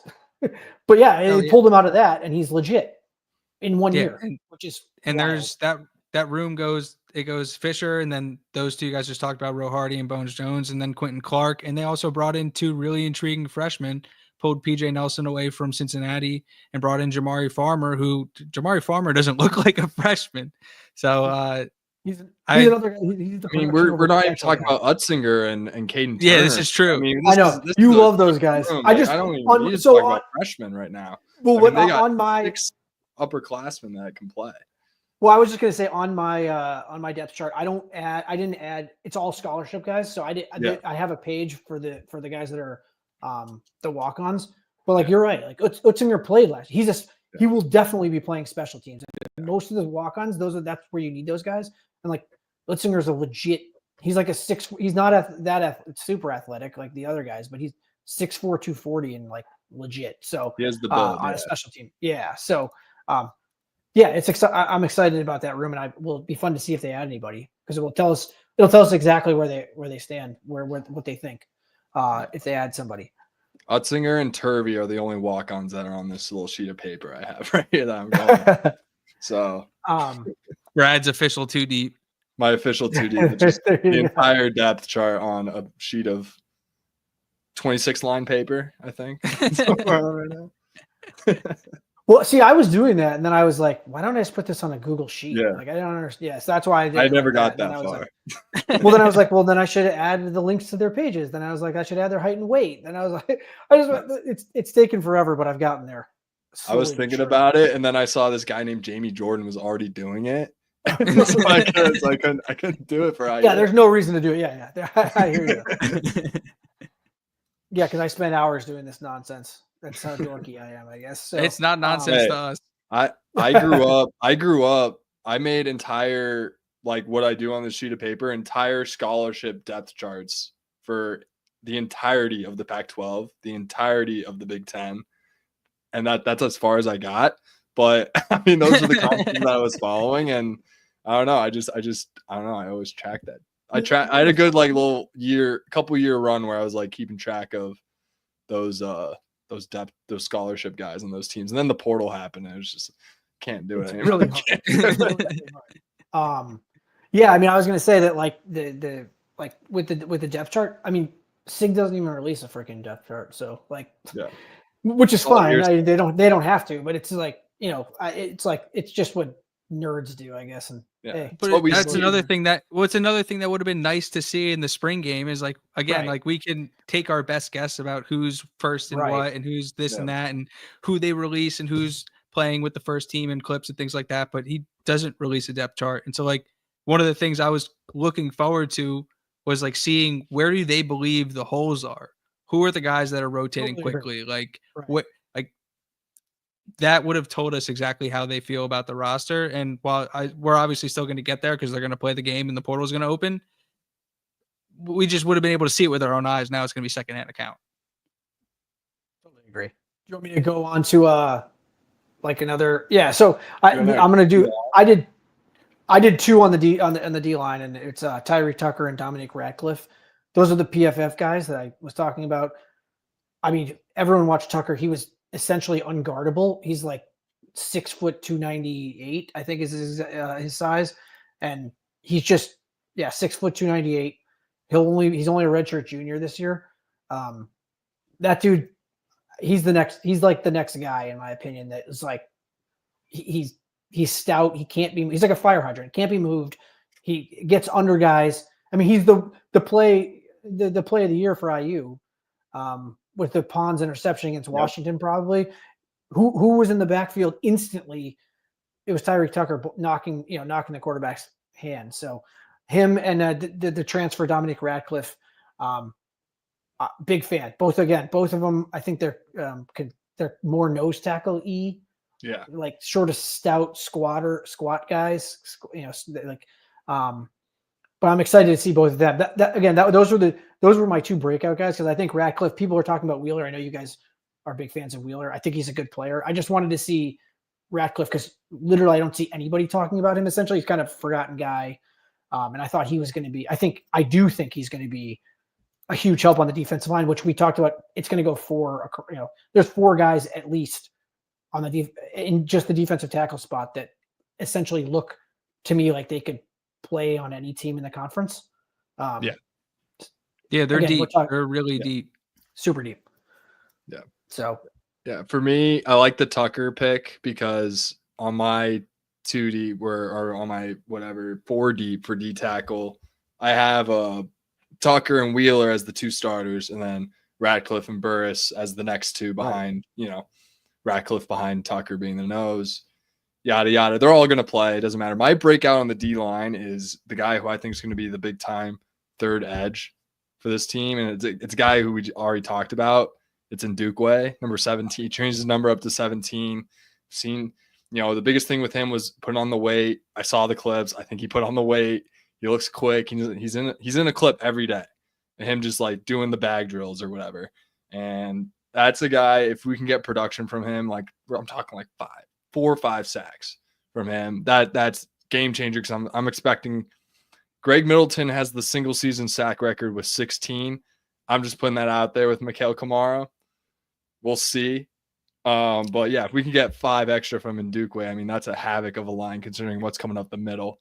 You already have Kamara coming off the edge. We'll see what obviously Landino would be like my second. It's kind of a guy we kind of need based on the personnel right now, a guy we kind of really need to take that next step. And based on the amount of PT he was getting and him coming from that JMU class, let alone, do you know this stat? He played D tackle in high school. He had 96 tackles his senior year. Do you know about this, Jamie? 97. Yeah, 97 tackles as a D tackle, which you would think they'd run the opposite way of him, but he would still get 97 tackles. So it's crazy to think about. But yeah, him and Landino and Ndukwe, their development on the edge, I think is going to be one of the biggest things to look at. As like I've said, I think they're going to go portal. I mean, right now it's looking like Turvey, unless Collins breaks out, which we talk about. Yeah, there could be that 4th edge that we might need. Would be nice to. I mean, but in Ndukwe and Landino, it's very important that they take that next jump. The DePape brothers are 2 kids who we've really heard almost nothing about that are definitely still in that room that could factor in on the edge there as well. But and you can see. Sorry to cut you off, but if you watch some of the videos they put on Twitter, the younger DePape, or I think that's how you say it, he's like legitimately 6'6". Like he's super ginormous. Long. Yeah, he's a big dude. Still needs to add weight, obviously, but yeah. Anyway, he's exciting. And then his brother was a former top 150 guy, and then kind of fizzled out at Michigan State and hurt himself. But I mean, that guy, if he can actually put it together, you have another legitimate 6'5", 260-pound guy that looks like a monster off the edge. So yeah, I agree. Sorry to cut you off. No, you're good. But Ndukwe, real quick, because we've been big fans of him for a while. If you go back and again, high school film is high school film, but this is a kid who's playing wide receiver, linebacker, and coming off the edge. You already talked about he blocked 2 punts last year. That's not by accident. That's schemed up. Player. You put that guy in a position to do athletic things because he's a freak. Obviously, they looked at the freakiest, most athletic dude in their class and were like, we're going to put you on the edge. And so he wasn't big enough to play there last year. So like somebody like Landino is going to have a little bit more hype coming into this year because we actually got to see him on the field. But like I'd put Ndukwe right there as like those are 2 guys that are going to be on the line making really big plays. Like the number change is significant. Going from 91 to 17 isn't just like I'm going to stand on the sideline and be number 17. Like, no, you're probably going to be on the field. 100%. I think again, they didn't add the linebacker and defensive end. They didn't add anyone. I mean, again, let me go back to my sheet here, but it looks like after, I mean, we'll talk about it here in a minute because my breakout for tight end was Sam West, and he just entered the portal today. That was but my if you I know if you take out Sam West, they only have 80 scholarships. They said they're going to get to 85, and that's it. That's what Sig said. He said there's some sort of penalty. I'm not sure. I can't really find anything. If you go over 85, it's 85, it takes away from it sets a lower cap, I think, for revenue share. Correct. That's what I heard, but I haven't seen that in writing anywhere. I just heard Sig talk about it. I think the basketball is similar. It's like over 13. It's the same thing or something like that. But yeah, so I mean, they only have 80 guys right now on the roster, so they have 5 spots. I almost guarantee they're going to use them. I don't see why they wouldn't. So anyway, we'll see. It's going to be interesting to see if linebacker and defensive end specifically. But if they don't, that means that Ndukwe, Landino, hopefully Tadarius Collins, who I didn't talk about, as he made an absurdly athletic play and then he just never played again because he was injured, essentially. So they have talent there. Can those guys put it together? And I think even if we're not being able to watch the game, watching them, seeing how they act in the portal will tell us a lot about what they think about those 2 rooms moving forward. I can go to my next guy here if you want on the offensive line. Do we want to briefly talk about Sam West? Because we had the discussion off air, but before we go to offense, kind of want to give a Jaja Boyd at safety. I just want to throw that out. I'm glad you brought him up. A lot of 16 out there. I think we might see a lot of 16 come August, come September, come October. Whether that's special teams or rotating in, he's gonna be involved. That's a kid who got hurt last year towards the beginning of the year and kind of wasn't really able to get his feet under him. But again, Jamie, you could speak to this. You wrote about this too. But the versatility that kid displayed, again, have to go back to high school, the conference that he played in. Like, he was conference player of the year in high school. Like, this is like he's a talented dude. He was playing both sides of the ball. He was committed. I believe he was committed to JMU. He was a JMU guy, but he was like a legit 3-star. So like getting a legit 3-star. I know he's from like Philadelphia or whatever, so I'm sure it was connection there. But still, I'm getting a kid like that who's like in the top 1,000. That's a legit prospect, and he looks athletic as hell. So I mean, I don't know. We haven't seen him. So another guy. I'm glad you brought him up. That's a guy that I was hoping to see, and I'm excited to see where they start using him. 100% on special teams he's going to be used. But if there's any injuries, I mean, right now I have him as the backup at the rover position behind Devin Boykin. And I'm not really sure if it's going to be Lou Moore or Devin Boykin. Maybe they're both kind of like in the box type safeties. That's where they're best. But I'm not sure which one will actually play that kind of strong safety and which one will play the rover. But my point is that Jaja Boyd I have him right behind him. Right behind Devin Boykin right now. So I think he's going to play, and hopefully we see that in these clips that are going to come out. I like that Jaja Boyd at the rover, just kind of seeing where his size is at right now. I just kind of see it. My safety room is Farrell and Moore back there. I heard they're like best friends, so I kind of just like the vibes. And then Devon Boykin coming in at that nickel. Yeah. Boykin was awesome last year. If you look at his PFF stuff, he was awesome at NC State. Or maybe it was 2 years ago. He missed all of last year, but 2 years ago he was awesome. Yeah, he's kind of a steal sleeper portal pickup that we got.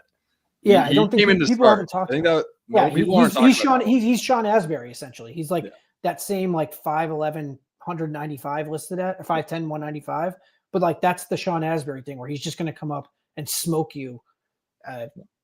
Doesn't care about himself, just going to come up and hit you. And that's the guy you want at that rover. So. Yeah, and Keyser mentioned I remember, it just kind of clicked to me right now on the Mark Rogers show.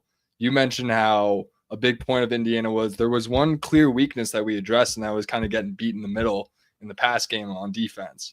And Devon Boykin being a cover guy as opposed to Terry Jones in the box, thumper rover. You have Devon Boykin more of a coverage rover who can still get aggressive in the run game. Kind of a different aspect to the defense that I think should be addressed, just personnel-wise, in terms of being able to cover crossers over the middle. Devon Boykin fits the bill. Well, and one of the things go ahead. Really quickly. Go ahead. it's exciting, I think, because it seems like a little thin in the safety room right now. But I want to see, maybe that means like, because they did get Amarian Knighton from Northern Illinois as a transfer, who's like 6 foot 174 listed at. I mean, that's thin. He had actually the game clinching interception against Notre Dame.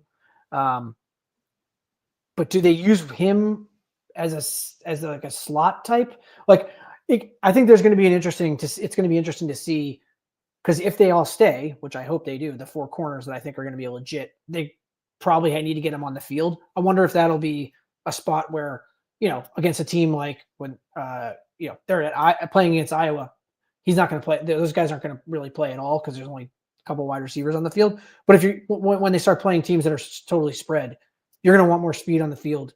So maybe instead of having a thumper like Boykin, you bring Knighton and have him play a similar position. So Gandy. it's exciting. Yeah, or Gandy. We haven't talked about Gandy. Put Sharp inside and move Gandy out, and then have Sharp cover if they have, Emeka and Buka. He won't be playing next year. He's going to the NFL, but they have that type of guy running slot routes. Perfect guy to put on him. You mentioned track speed. You mentioned length. That's exactly what you want.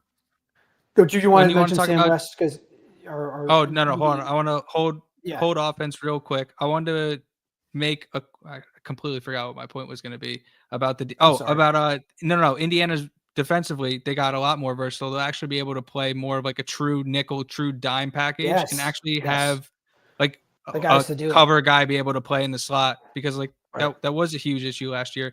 And then we got our weekly Byron Baldwin Jr. question in the chat. He's on my safety 2D. My backup safeties are Bonds and Baldwin. I love Byron Baldwin Jr. I think that's 100%. It's going to be Bonds and Baldwin. I think Baldwin hopefully forces his way to getting some playing time, but I think Farrell is also like an all-conference player. Yeah. He's legit. So I guess it's probably good that Baldwin's a backup, maybe, that he's going to have to learn under a guy that's awesome. I hope we see him next year, and I was hoping to see him in the spring, but we'll see what they do. I hope we, because you see in the clips on Twitter a little bit, you can't miss number 2. One of my favorite. Can't miss him at all. I wouldn't be surprised to see him at Rover. I know he played a little bit. I agree, 100%. Francis. Yeah. He can cover that's a really talented dude. And again, even like we'll say this again for the 3rd week in a row, even if the kid ends up not starting, I hope that it's because the guys in front of him are just that good and they have to play, and it's not that like he just couldn't play or he's a freshman, maybe he's not ready. But I think he just has the talent level that, like, regardless of how anybody's playing, in some capacity, he's just going to work his way onto the field because he's that good of a football player.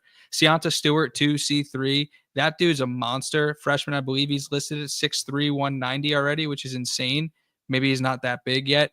But dream corner, oh my goodness. 6'3". And they say he's athletic enough to play on the outside too. So like there's like, again, that was part of the list I rattled off in the class of 25 and 24. But there's a lot of really exciting young guys on this roster. Stewart, and not to cut you off, but the thing with Stewart, from what I've read on the message boards and whatnot, is that they seem like they think he's coming in as a corner. I don't have him listed as a corner on my depth chart because he's longer and still thicker. We have to see it first. He actually looks like a linebacker. He has that weird thumper, like aggressive, almost like a rover. Like he has that Jalen Ramsey tendency where it's like, okay, he's kind of he's so tall. Like, is he a corner? I'm not sure, but he also has really good cover skills, and he's a really good tackler. Like, I could play him at safety in theory, but I think you just kind of play him at both throughout his redshirt freshman year and just kind of see where he kind of makes the most plays at through when he's like running scout team and stuff like that. See what he's able to do. I'm with you. All right, Sam West. Let's talk about Sam West really quickly. I know, Jamie, you said he was my breakout. Yeah, Brad's been talking about Sam West for a month. Devastated, man. Yeah. Devastated. Do you guys each want to give a personal? I was gonna say, do you want to each give a personal statement as members of the Sam West fan club? We got a question about it too. I say Jamie, go first. Yeah, I don't know if we talked about this off air because it's been a little bit, but like you saw a guy, in my opinion, you saw Signetti do things to get certain guys the ball. He did that we talked about Charlie Becker. Like he had basically like on the goal line. I think it was against Western Illinois. He basically gave him like a handoff that he ended up scoring a touchdown on. But he had that wheel route for West that they make the play, and they show him, and he's on the sideline, and coaches are over there. I thought that he was. I don't know what it means. I guess is more of where I'm at. Yeah. Did he leave because he thinks he can start somewhere? Because I think he's he can. athletic, right? You're talking about a kid that 6'4", was a quarterback in high school, like an option type quarterback. Added a bunch of weight, almost 250 now. Like, it's frustrating. That's a loss in my opinion. Yeah. I do think Stace is pretty good. Does that mean they bring in? We talked about this offline as well. But Jack Endries is now in the portal. Apparently, you said good friends with. I don't really know much about him other than just watching the highlights of Mendoza, but he's everywhere in the highlights of Mendoza. So are they bringing in Jack Endries? What does that mean?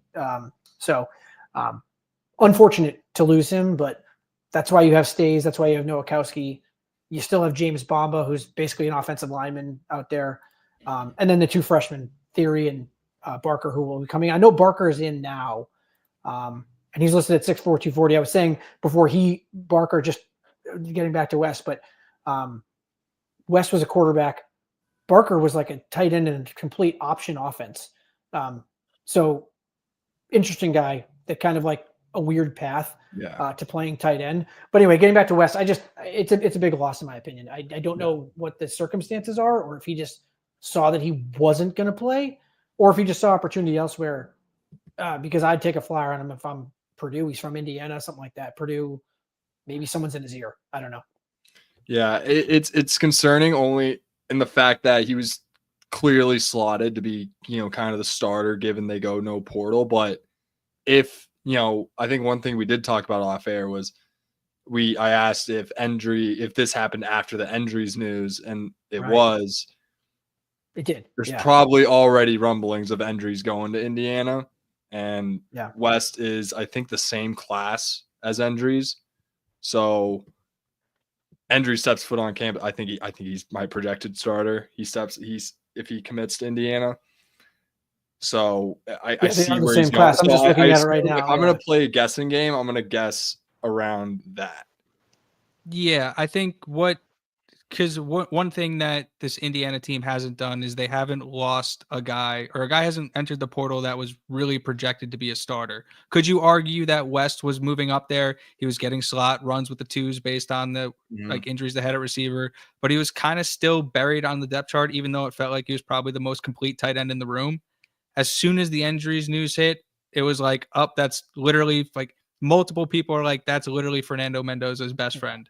So lo and behold, Indiana needs a slot playmaker and need to get more consistent at tight end. It's like the writing is kind of on the wall. If you're Sam West and you're expecting to kind of work your way into maybe playing time by week 4, week 5, and now they're going to bring in a guy who already has built-in chemistry with the quarterback, it's like you're now at best you're number 2, and you might not even be 2, you might be 3, and you might even be 4 based on Nowakowski's blocking.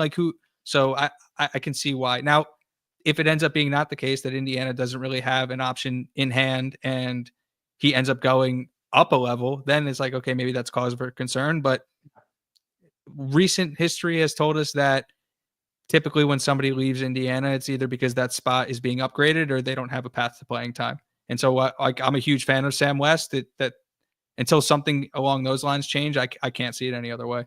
Yeah, getting Endries would be, from an unbiased standpoint, an upgrade at the potential projected tight end starter next year because he has 2 years. I mean, Endries is. I'm just looking at his player page here. I mean, as a true freshman, I actually don't know if he's a true freshman, but he played in 23. He has 408 yards. In 24, he had 623 yards and 56 catches. I mean, he's legitimately, if he actually does come to IU, he's one of the best tight ends in the country. People were yapping about Max Clare. I would much rather have Jack Endries than Max Clare. I don't think it's even, Max Clare's pretty good. I don't know. I don't know. I know he's a Purdue guy, but all right. I'm a huge. He's an Ohio State guy now. Agree to disagree there. Yeah, he's for good reason. I saw that guy make plays, but I see where you're going at. Like, he is that type of level of tight end. Correct. So if we're to make that move and still have Stays, who's kind of, and Nowakowski, or kind of, Stays is pretty he can catch and pass, but doesn't have the production as Endry. So having those guys kind of in the wings as more blockers. Nowakowski, I think, is going to play more H-back in certain packages, but having Stays and Endry's solid 1 and 2, and then without having the question mark of Sam West, it makes a lot of sense in terms of upgrading that spot, especially with the Tyler Morris injury, like Keezer alluded to, needs some slot inside playmaking. I think we talked about some receivers before we went live. So is that kind of where we're heading to next? Yeah, I was going next. I was gonna do Otto Demola Johnny, but we kind of talked about him. He was my other breakout on the offensive line. I do want to talk about wide receiver because I picked LeBron Bond before the news of Tyler Morris being out for the year, which absolutely sucks.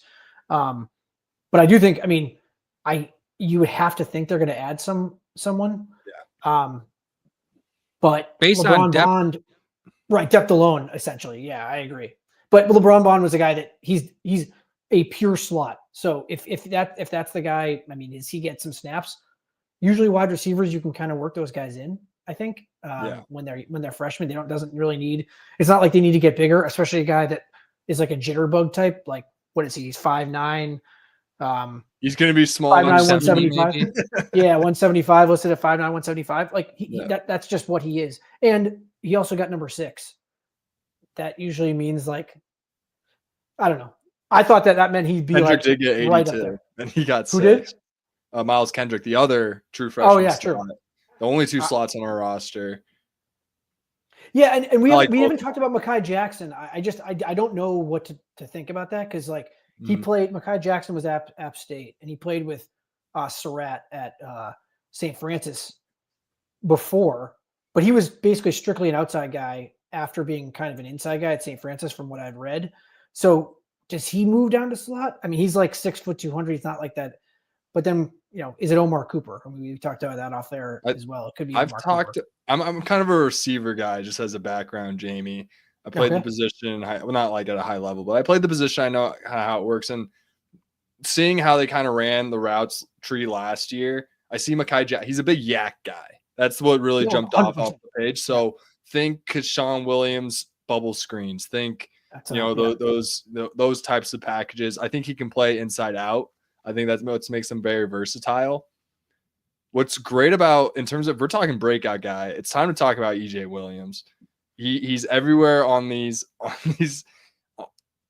clips, and it's at a point where it's like, okay, we don't have a slot guy. We're probably going to bring someone in, but even then, do we just go 3-headed monster, Surratt, Coop, and EJ, and kind of just mix them around and have the full route tree? They can, that sometimes Surratt's and they all 3 can kind of run slot routes at that point, and kind of just mix them around, make them get the matchups that you want. Could be a good way of going about things in terms of replacing Tyler Morris. Well, it's getting the best players on the field that you can. Yeah. I'm an unabashed EJ Williams fan. He's retweeted me a couple times. He seems like a kid that like actually wants to he wants to be at IU. And I don't think that they would have let him back. Signetti doesn't strike me as a person that's going to let someone back if he doesn't think that the guy actually wants to play here. And I think that Williams, he showed, with Brendan Sorsby, I bring this up all the time. I don't have it right in front of me, but he was awesome at the last 4 games when he was finally healthy with Brendan Sorsby. And then all of a sudden last year he wasn't healthy again. So it's like, he had that one huge play at Northwestern, which in my opinion was actually like a crucial play in the game. It was right before half. It was like a deep 40-yard pass down the sideline where he like reacted in the air, and he's 6'4". And I think they ended up getting a huge field goal, which kept them up 10, I believe, in the game, which people don't realize that game was actually a little bit tiher than they couldn't do anything with what's his name running around the backfield. It was actually crazy. They didn't know how to stop. Once they started making him like it was that they had to make him. What was his name? Sullivan? Well, I can't remember the quarterback. I can't remember his name. Start with an Northwestern. Yeah, what was his? Zach Lausch, the man, the ghost. Lausch. Yeah. Lausch. Sorry, yeah.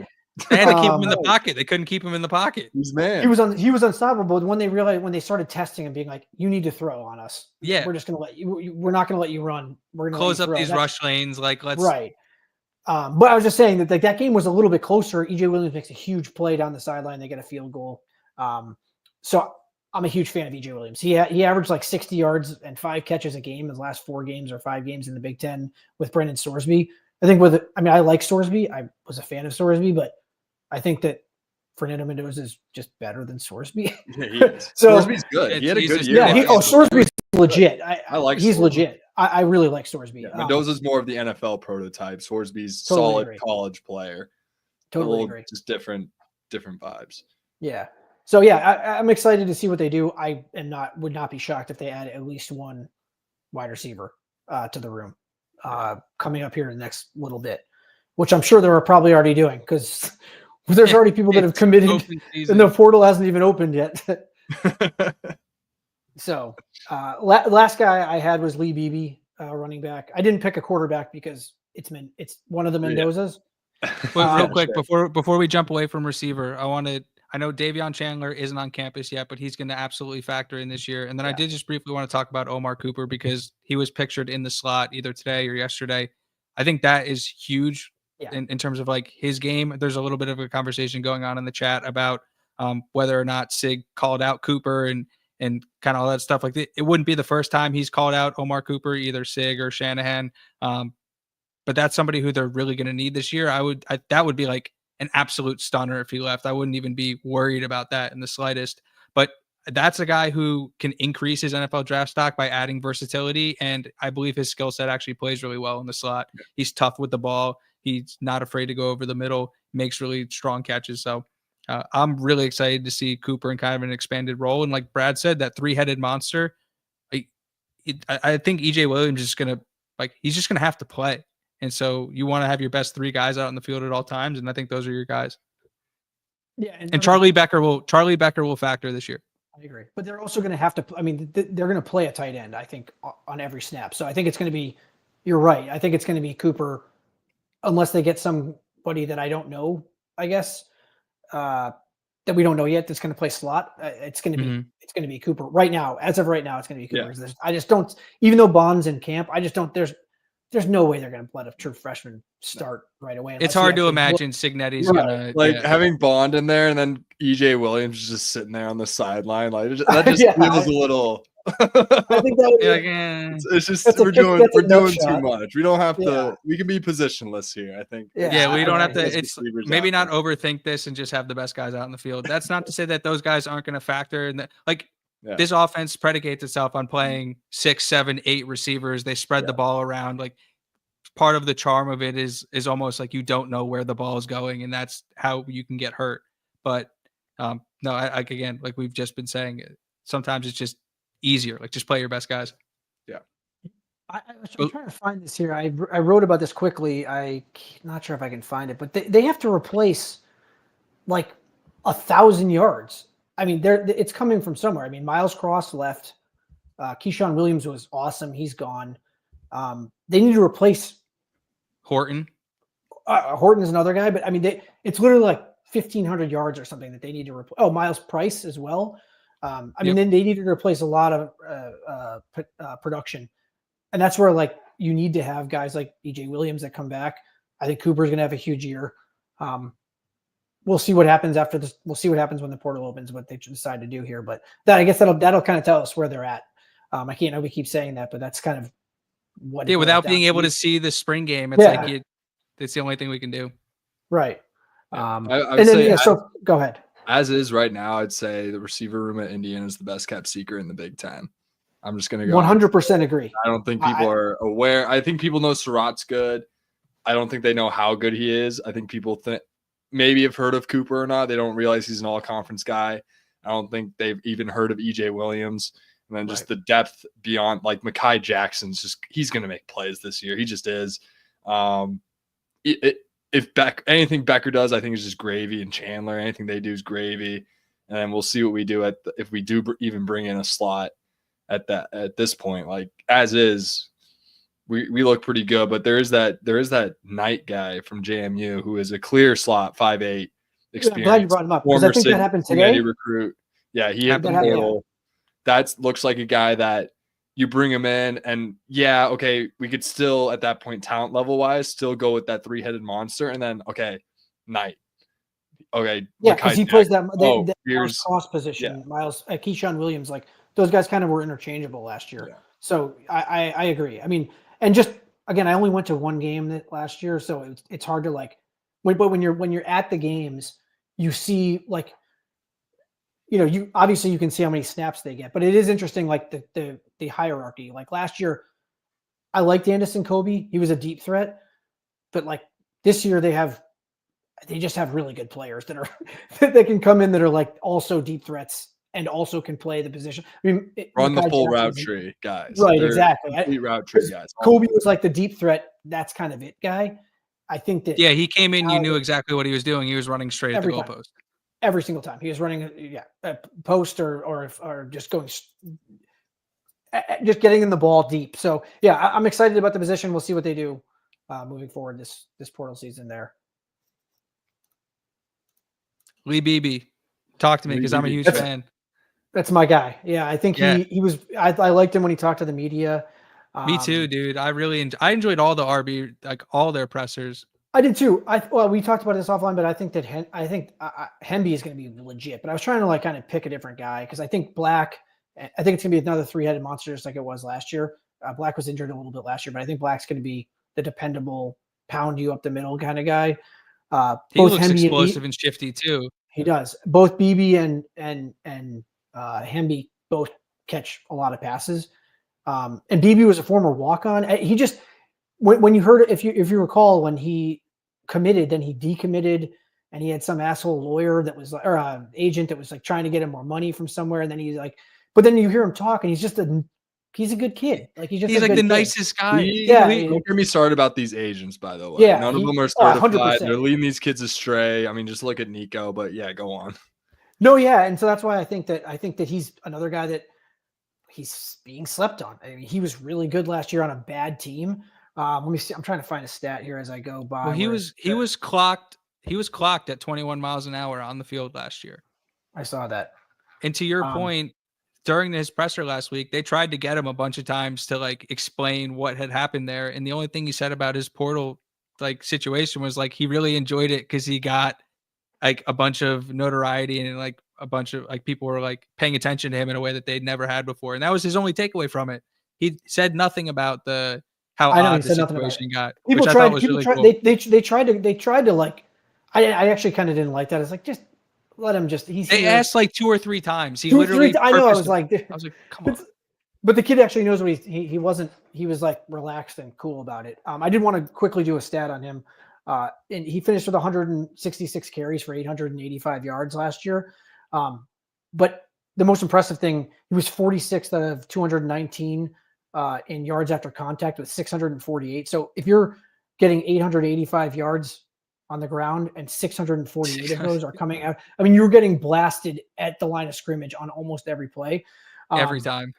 Every single time. So, right. I mean, that's how bad UAB was. So it's exciting to see that he also has 2 years left. And we'll see if he gets behind an actual offensive line. If he can, he's big. He's 5'10", 220. He's a little bit bigger than the guys that, last year, all those guys were the same. They were all 5'10", 208 or whatever. BB's bigger. And I think he can catch the ball like 30 catches last year. We'll see. Not to cut you off. Sorry. No, please. I was going to say he walked on as a receiver. And so I was kind of theorizing last week with the Morris injury and potentially like, I wouldn't be surprised if we have 2 running backs or 3 running backs on the field at the same time. And you're seeing some like jet motion type offense where like you're utilizing your best playmakers on the field regardless of position because of the pass catching versatility of both BB and Hemby. Yeah, I'm with you there. And I do think one of the things I wrote about this last year, again, the Michigan game, they had a bye right after it, I believe. And Black had a huge, there was 2 plays that were the same look for Michigan that both ended up being a sack where it was late in the game and one was a throwaway and one was, I believe, was a sack. But Kalen Black got kind of cooked. That's a huge thing. They really didn't trust. So Ellison got kind of injured in that Michigan game. He was played, but he didn't play in the second half really. Yeah, he got thumped. Yeah, and same kid actually knocked him out and Price out. But yeah, they Michigan had Michigan was defense. People don't realize how good Michigan's defense they're was. They so were good. awesome. They were so good. So, but my point, picks. Right. And my point is more two of them on the defensive line. Right, defensive tackles, yeah. But my point more with Grant is Kenneth Grant and the other kid who looks like a beast. But anyway, my point is that they value. I mean, they need to. Obviously, every team needs to, but they value pass blocking from their backs. Black was not very good at it last year. He was injured a lot, so it's like hard to was that a symptom of him not being on the field to gel with the offensive line and understand where the pressure is coming from? Because Ellison, you see him step up and he would instantly know, okay, this is what's happening. What I think is going to happen, I do think that Beebe and Hemby both have played a lot of snaps. I'm hoping that those guys can actually block. Because Ellison was a huge part because Rourke couldn't, Rourke had the tornado, he couldn't move. Really. Ellison and Lawton both were awesome. Right, that's what I'm saying. So that's what the only thing that the question to me is can these guys pass block? They're going to need to because the Big Ten is legit. So especially on the defensive line. So that's a question that I was hoping to see again this spring, but maybe we'll see some of it in the videos that they put out. But yeah, anyway, Lee Beebe, big fan. Seems like a really good kid. Good head on his shoulders. Excited about what he brings moving forward. Brad, you got Lee Beebe thoughts?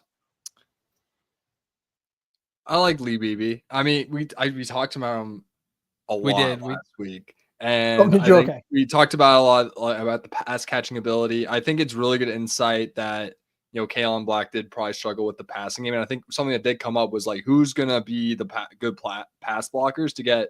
I think if Hemby's a average pass blocker, he's going to be the guy getting the bulk of the carries anyways. He looks like a monster. I mean, he's just the guy you got to feed him. He's different. He's an upgrade from Ellison. Very just production. Yeah, Roman Hemby he's an NFL type back. Yeah, I don't think that there's any doubt he's going to play in the NFL, whether it's being drafted or not. He's an NFL guy, in my opinion. Yeah. Just watching.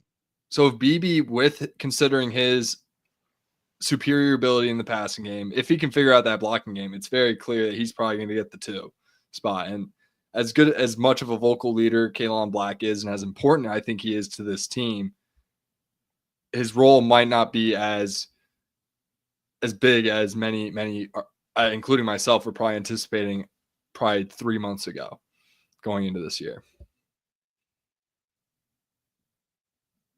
I think that's more than fair. At the same time, unfortunately, but I'm hoping it's a 3-headed monster. That. I was just to play devil's advocate. He has the most understanding of the offense, the most time in the offense, the most chemistry with the guys around him. Now, new quarterback, kind of different pieces on the offensive line, but he's the incumbent, so he does have that advantage. And his just pure toughness, his ability to make guys miss in small spaces. You need running backs, and they're going to use 3 of them. Now it's is he going to get the bulk of the carries? No, it's going to be Roman Hemby, but guy's still going to be important. We're going to see wear and tear throughout the year. I think we had a pretty solid, I don't know what it was, diet, weight room, Owings, very good year injury report wise last year. We'll see how. I mean, that's just a guy for that room in particular. Did not see too many injuries besides some in-game stuff. Didn't really have to have guys kind of step up. It was really just Lawton and Ellison the whole way. Which is knowing we have 3 guys where I'm I feel comfortable handing them 20 carries a game is just an absolute luxury. Yeah. Well, I mean, and I guess we're kind of done with the breakouts here, but I mean, do you want to go big picture? Because I think that's one of the things that is my favorite part about this entire what I was hoping to see was a really good defense going against a really good offense, and just seeing how that turned out this coming Thursday. In my opinion, this team they're loaded, and I hate being that optimistic, but I do think that they're absolutely loaded at a lot of positions. Are they going to add people? 100%. I think that there's no doubt that they add at least 5, and we'll probably see some other guys leave. We'll see who leaves. But I think this team is absolutely loaded. I'm excited to see how what happens when the bullets start flying, as they say in late August. Yeah, a lot. And I think, big picture, this is the first year without the COVID 5th year. So it's kind of back to a reset to where we were in 2019 in terms of age on the field. And I think, I don't know how many fifth-year guys Ohio State had, but I know they had a few and a lot of seniors. And now it's kind of level playing field for everyone besides BYU, who gets the 2-year Mormon rule. But I'm excited to see kind of where IU is at, because obviously we keep talking about the huge thing, the amount of depth. It's just really exciting. I mean, there's a reason why I made that crazy claim of I'm thinking about, can Mendoza get us past the semifinal in the playoff? Like there's a reason why those thoughts go through my head. Obviously, it's really hard to think about Indiana football in that way. But hey, we went to a playoff last year. Who's to say we can't get one done? I think that would be a great next step for this team. Just seeing what I'm seeing, the amount of talent, a lot of guys I think can go to the league. I think we're only gonna have 2 draft picks this next upcoming draft with Weston Rourke. I see a lot more than 2 draft picks on this roster right now. It reminds me of, I bring up the Michael Penix Washington team a lot because they won 10 games, didn't have any draft picks that year, ended up going to the national championship the next year because they brought all their best players back. They may have been all young at the time when they went 10 wins, but keep them together, the continuity, maybe added some, plugged some holes that maybe they needed to be filled, and just ran it back the next year. And I think this is something that Indiana can potentially replicate with a second-year head coach, which I think was the same situation as DeBoer, right? Over with Penix, right? Was that year 2 DeBoer or year 3? They went to the title. Chad, help me out. True. I believe it was year 2. Yeah.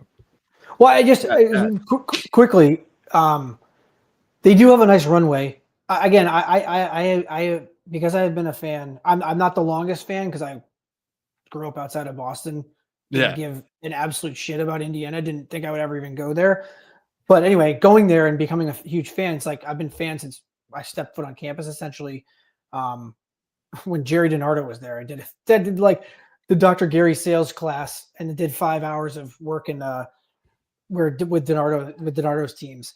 But the point being is, like, I get very nervous about thinking that, when I was there, I was like, okay, I see DiNardo. Like, that guy was good. He sucks. But the point being is, like, I don't want to be optimistic, but this is a tough schedule. It is actually a tough schedule. Yeah. I know people are like, I said it before to you guys. I think that I do think 8 wins is the floor, but they still, if they won 7, would I be shocked? No, because I do think that game, they have the runway coming up, but then the Illinois game is going to be, Illinois is legit. And I think people are already penciling that in as a win at home. I hope they win. I think that what do you go ahead.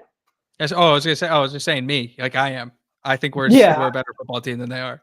Okay. Yeah. I just think that I just reading some of the board stuff. Yeah. I just think that people think that Illinois is kind of going to not be as good as Illinois. They're going to be typical Illinois. They'll be good. I think both teams will be ranked. Both teams should be ranked, and that will be, hopefully we get like game day or something. Big noon kickoff. Illinois has the 16th easiest schedule in the Big Ten. IU has the 12th. Really? Okay. Yeah, and I mean, it just there's a lot of or I guess on difficulty. So I guess 1 would be the hardest. So Indiana's 12, Illinois is 6. So the 3rd easiest schedule in the conference belongs to Illinois. Right. Yeah, I mean, and they do miss, they miss Ohio State, they miss Michigan, but you're adding in at Iowa, at Oregon, at Penn State. I mean, that's first 3 game stretch in the Big Ten: Illinois, Iowa, Oregon, just in a row. Right. It's as hard as it gets for anybody in the country.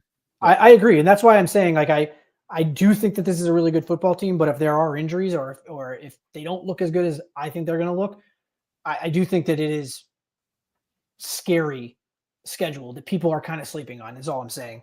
Yeah. Because you could also, even if you get like the second to last game before the Purdue game, you get Wisconsin. I mean, is Luke Fickell going to be fired? Like, he's been awful. Is he coming into like playing for his job or something? I don't know. I think that they're going to kill them, in my opinion. I don't think Wisconsin's very good, but they have good. They have talent. So anyway, we'll see. I'm just excited. I think that I wanted to see if I could see more than 8 wins, if I could see 9, 10 wins. That was what I was hoping to see. The offense and the defense go against each other, the ones and the ones from each side. So yeah, we'll see what happens moving forward, but hopefully we get some sort of stuff that we can see, whether it's clips or whatever, just for people that can't be there, because I can't be there. I got a kid.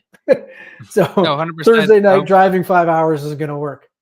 We're with you. No, big picture real quick though. I was just really looking forward to seeing the coaches with the headsets on, seeing like guys with their hands on their knees staring at the play sheets, like seeing dudes in full pads, like full tackle. Like it just would have been, I know it wasn't real football, but it just would have been as real as football is going to get until August. And I was like, well, isn't it the only time they're going to be tackling? I think it's the only time. It's the only time they're going to tackle in the spring. Yeah, so I mean that was why it would be exciting. I mean, you see it. They do. What do they call it when you hit each other? There's a word. Yeah. Yes. There you go. They do that, but like this was going to be like the thing to see. So anyway, yeah, this is going to be like not necessarily game speed, but no. So it's just like seeing everybody back in action, seeing like getting those like feelings back of like what the season felt like. Like that was the exciting part. So again, we'll have to get it in clips, but yeah, no television. Yeah. Any closing thoughts on the spring game? I don't.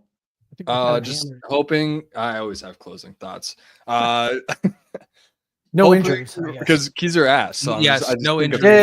Yeah, that's what I was gonna say. No injuries. Yeah, that's everyone get out of it healthy. You know, no one get too crazy. No low shots. No, play hard coach. I think one thing with the schedule and why I feel so confident about it though is just watching. I already said the thing where I think they approach the game right. They do everything right. Game day specifically, I don't think there was a single game I can like really point out where it's like, okay, they came out flat. Like, I don't think that was the case with Ohio State. And I think Ohio State was the silent count that they read early on. And just the talent. Describe as much as I love that team. Like, oh my, Ohio State, that team's gonna have like 10 plus draft picks this year. I feel like, I mean, that team's loaded. Will Howard, I think, is a very underrated quarterback. And then Notre Dame, we got Notre Dame's best shot on the road in the playoff, in the first ever playoff game. And I was at that Notre Dame game. That place is magical. That place is weird. Like the fact that Northern Illinois won there must have been like 75% full is probably how they pulled that off. Like, I don't see anyone winning in that place when it's bumping like it was at night. Very, very special. Like, I'll give Notre Dame their flowers there. So yeah, I'm confident because I know they're not just gonna come out flat. They're gonna come out fighting. They're gonna grind it out. We saw Michigan. We saw kind of the end of Notre Dame. Like, this team doesn't really roll over. They just don't. So I'm confident. Illinois, that stretch, Illinois, Iowa, Oregon could go disastrously. But I'm confident we're gonna pound nails and get through it. Well, they're good enough to get through. I think that's the best. I think that's the thing. Like in years past, it's like I think that's going to end the season, and this year I think it's like that is going to make the season. That's my opinion. I mean, we'll see. Maybe things change, I guess, but like that's where Sig is like, he's not going to let. There's going to be no let up. He's going to know what to say, which is that was the thing with Tom Allen. Like, I actually love Tom Allen. He got a lot of crap. We loved. I'm a huge Tom Allen guy. I just thought that it became super stale. He didn't know what to say when things were going bad. That is just not the case with Signetti. And some guys are built for that. I mean, he's the legit CEO of the team. He doesn't, he barely deals with the players. He deals with the coaches who deal with the players. And I just think that that's trickle down type thing is hopefully that propels them 8-9 more wins. I don't know. We'll see. Playoff again? Who knows? You want to get real crazy? What Signetti would say about this tough stretch would be it presents a great opportunity to prove ourselves to the world. We come out of that stretch 6-0. I'm telling you, there's no way we're not top 3 in the country. There's just no way. We come out and beat Oregon. Do you think they're going to be ranked? Iowa on the road. We might be number 1 in the country after that. If we go and beat Iowa on the road, and then go beat Oregon on the road, we're 6-0. Top 10 for sure. Who else has a resume of Illinois, Iowa, Oregon at that point in the season? No one. There's no way. And then it depends on what those teams look like. Yeah. Right. But do you think they're going to be ranked to start the season? Yeah. 100%. They should be. I don't know. They have to be, right? They have to be. They should be in the top 15, but they're probably I going to be like agree. 23, and they're going to. Yeah, that's I was going to say over under 15 because I think that they should be 15, 13, 14, something like that. Yeah, but I think that it's going to be 20. Right, they're not going to be you'll get to see what the voters vote, and it's like every time it's just like, dude, these guys voting are just anyway. It's just a number, but maybe they won't be ranked, and they'll just be like, hey, let them sneak up on these guys again, I guess somehow. Yeah, part of me hopes they don't rank them because it would just be funny to just add another giant sized log to the fire. Oh, if they're not ranked top 15, that whole team's gonna be like, "What the fuck?" They're gonna be so pissed. They're gonna be like, "What?" They clearly have not been to our practices. Well, I see some of those lists that those accounts put out like that are like, it's just bait. It's just bait. Obviously, they put them out and like seeing Mendoza like 7th or 8th in those. It's like I know these other guys are like. Yeah, I know these guys are 5 stars that are like, but they haven't played. They haven't. Has Julian Sand proved anything yet? Yeah. Like I'm sorry, like, he's awesome. To me, that's. Go ahead. Go ahead. No, I was just gonna say there's no way to me that you could rank a guy that just threw for 3,000 yards, running for his life every single game, behind a guy like that hasn't played like Julian Sand. Julian Sand's huddle video. I mean, he is electric, no doubting that, but he has not. It's just totally different once the bullets start flying. I keep saying that, but like once the bullets start flying, it's all here. It's not the arm, it's not anything. It's just like, and you watch that with Will Howard. Like Will Howard, does he look like he's? Yeah, it's all up here. He made throws that were like, yes, he's got the physical tools, but it's like he also just absolutely drilled passes. That's like that takes fucking balls to make. Yeah. So anyway, my point is like. We haven't seen it. How could you have a guy like Mendoza? And for me, having a guy like Mendoza, how could you not be a top 15 team? I don't. We'll see. Especially returning Surratt, returning Kamara. The team's loaded. I'm out. Yeah, whatever. I'm done. Completely with you. I was just gonna say I'm not entirely convinced Ohio State is not gonna make a move at quarterback in the spring portal. I'm just not. I'm not about to talk about Nico. Yeah, I was going to say, like, does that not make sense? If you look at, I wish I could find it. I don't want to like. It makes perfect sense. And there's like 4 QBs that are like freshmen that were rated in this one. I think it's like CFB, whatever nonsense Twitter account, but it was like they're all freshmen or redshirt freshmen. It's like I'm not seeing it. Like I would, if I'm one of those schools, I'm looking for someone. I mean, I know Nico. They're trying to maybe make an example out of him, but that's a guy I add. I don't think he's like a top 10 pick, but I do think he's an NFL quarterback, probably. Crazy. So like it's super talented. Right. So like I don't know why you would and he's played and he's won. He took a team to the playoffs, regardless of what happened at Ohio State for Tennessee. Like he was good last year. So yeah. Good enough. Good enough. You look at his game log, you'll think a little different. No, I totally agree. I don't think he's like 220 yards. Yeah, I mean he's a game he was a game manager, but he's still he was only a sophomore, I believe. He's a redshirt freshman last year. Okay, I just SoCal quarterback, which obviously I'm a big fan of. They produce quarterbacks at the wazoo, and he's just another one to come through. You think C.J. Stroud, Bryce Young in recent years, Jaden Daniels being another as well. Yeah, just a couple, top 3 picks. But I mean he was kind of like that next guy in that rank, in a generation that goes in a legacy that goes all the way back to like Matt Leinart, and it's he's kind of blowing it. I feel like these agents are really or whether it's his dad or his agent, whoever's in his corner right now is leading this kid astray and really taking away what football is really all about, which is the team, and kind of rubbing a lot of football organizations that may not even be in college the wrong way. I feel like with this type of antics, but yeah, I think I got off track there a little bit. No, I'm with you. No, I think you were. Yeah. Agree though. You're to tie it back to what I was talking about because I was off track there. But like these other quarterbacks, like if I'm looking at you, I would rather have Nico. I know that Sayan is like supposed to be legit, and maybe he is. Maybe he is awesome right away. I would just rather have a guy that actually has played. Like that's the one thing that Sig showed to everybody, that it's important to have guys that can play regardless of what level it is. we didn't talk about it, but what's the kid that they brought in at Grant Wilson? They brought in Grant Wilson. He knew he was going to be a backup. He's probably going to be a coach. He was at Old Dominion. He was injured and played a little bit, but was injured. I mean, he might be third if Alberto Mendoza passes him on the depth chart. But that's a kid that, like, at least he played. At least if if Fernando Mendoza gets injured, you have a guy that actually threw passes in college games. Like, I don't know. That's where I'm at with that. It goes a long way. Goes a long way. 100%. Like the depth at every single point. Where it's like, even when we have an injury, I know we can still. Obviously, Mendoza gets out, playoff done. Yeah, we're out. But yeah, we can still win games. Like, we could still go in there and smoke Purdue by 40 without Mendoza. Right. That's what I like about this team, is that we can go and do that. Yeah, I'm very excited. And we'll see what they give us, I guess, as far as like a look at it. I'm just hopefully on the boards they talk about it, because I do want to see people's perspective, and I think there's going to be a good crowd. I hope. We'll see.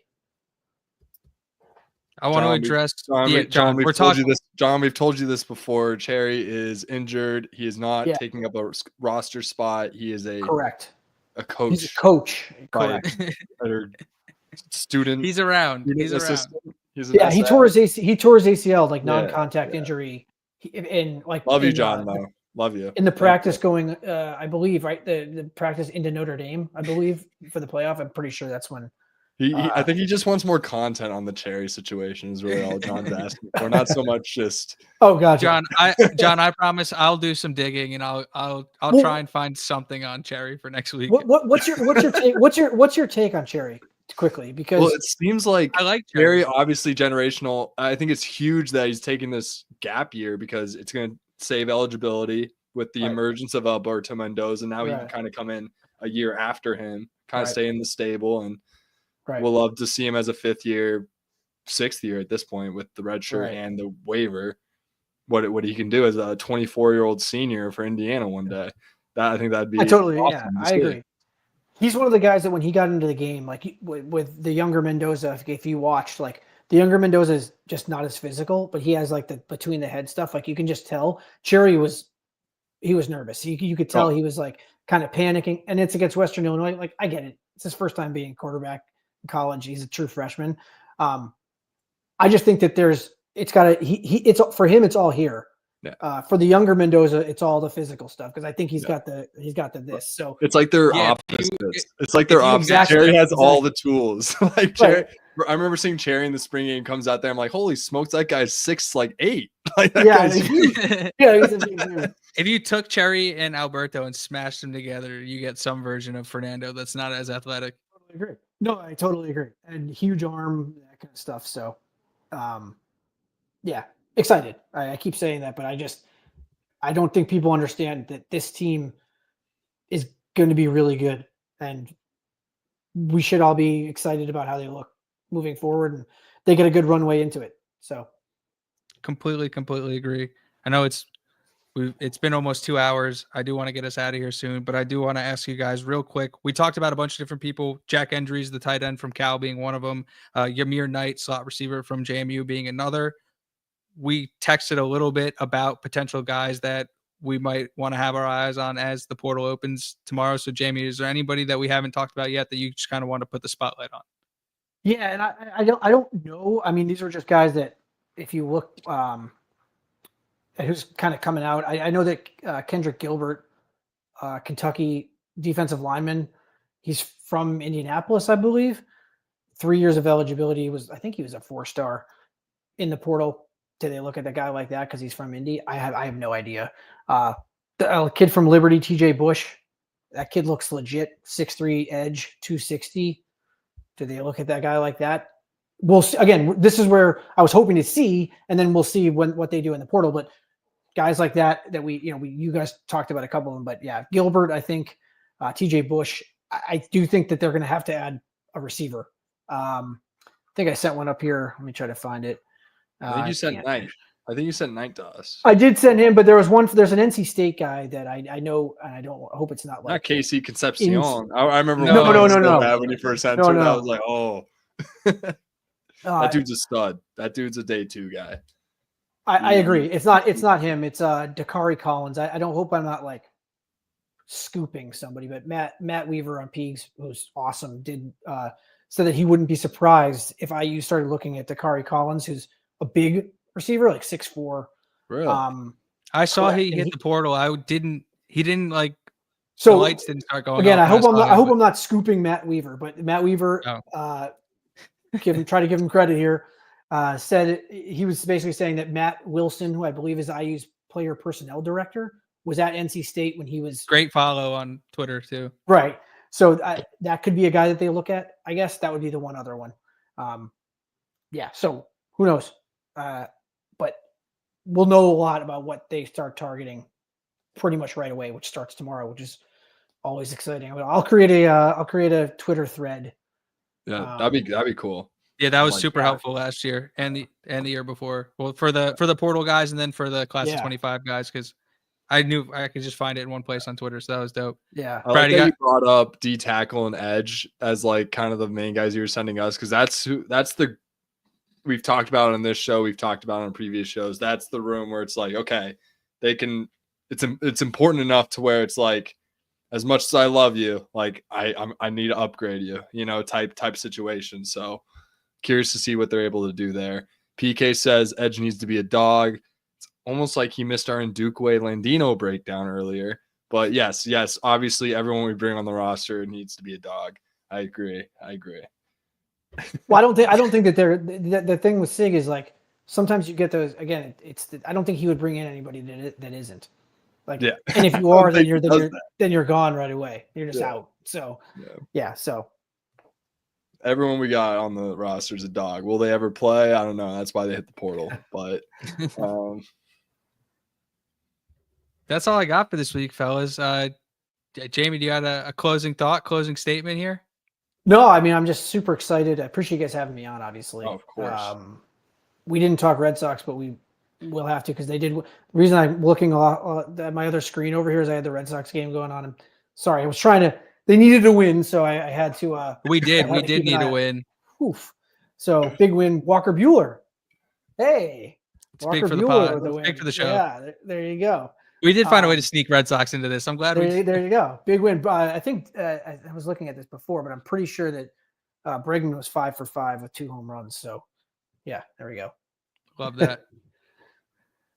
Brad, closing statement? Another closing statement? I don't have my beautiful closing statement. So this was Indiana Hoosiers Live 25. Jamie Jordan, thank you so much. Thank you for having me, guys. Appreciate it. You can see his link down here, jamiejordan.substack.com. That is the IU Reactionary. Check him out. Check him out on Twitter too. It's at Jordan Jamie. Don't be confused. Check us out on Twitter. Check out Brad. The other one. Go Dodgers, John. Go Dodgers. Oh, Judge dropped the ball. Start spreading the news. At Bradley_Loomis8. You can follow me at Alec Keyser. Check out the Voice of College Football Indiana on Twitter. We have a channel. It's Indiana VOCFB. Go to YouTube, subscribe, like the channel, share all that stuff. We appreciate everybody listening. We'll be back next week talking Indiana football. I want to be a part of it. New York, New York. I was singing that. See you guys next week. See you guys.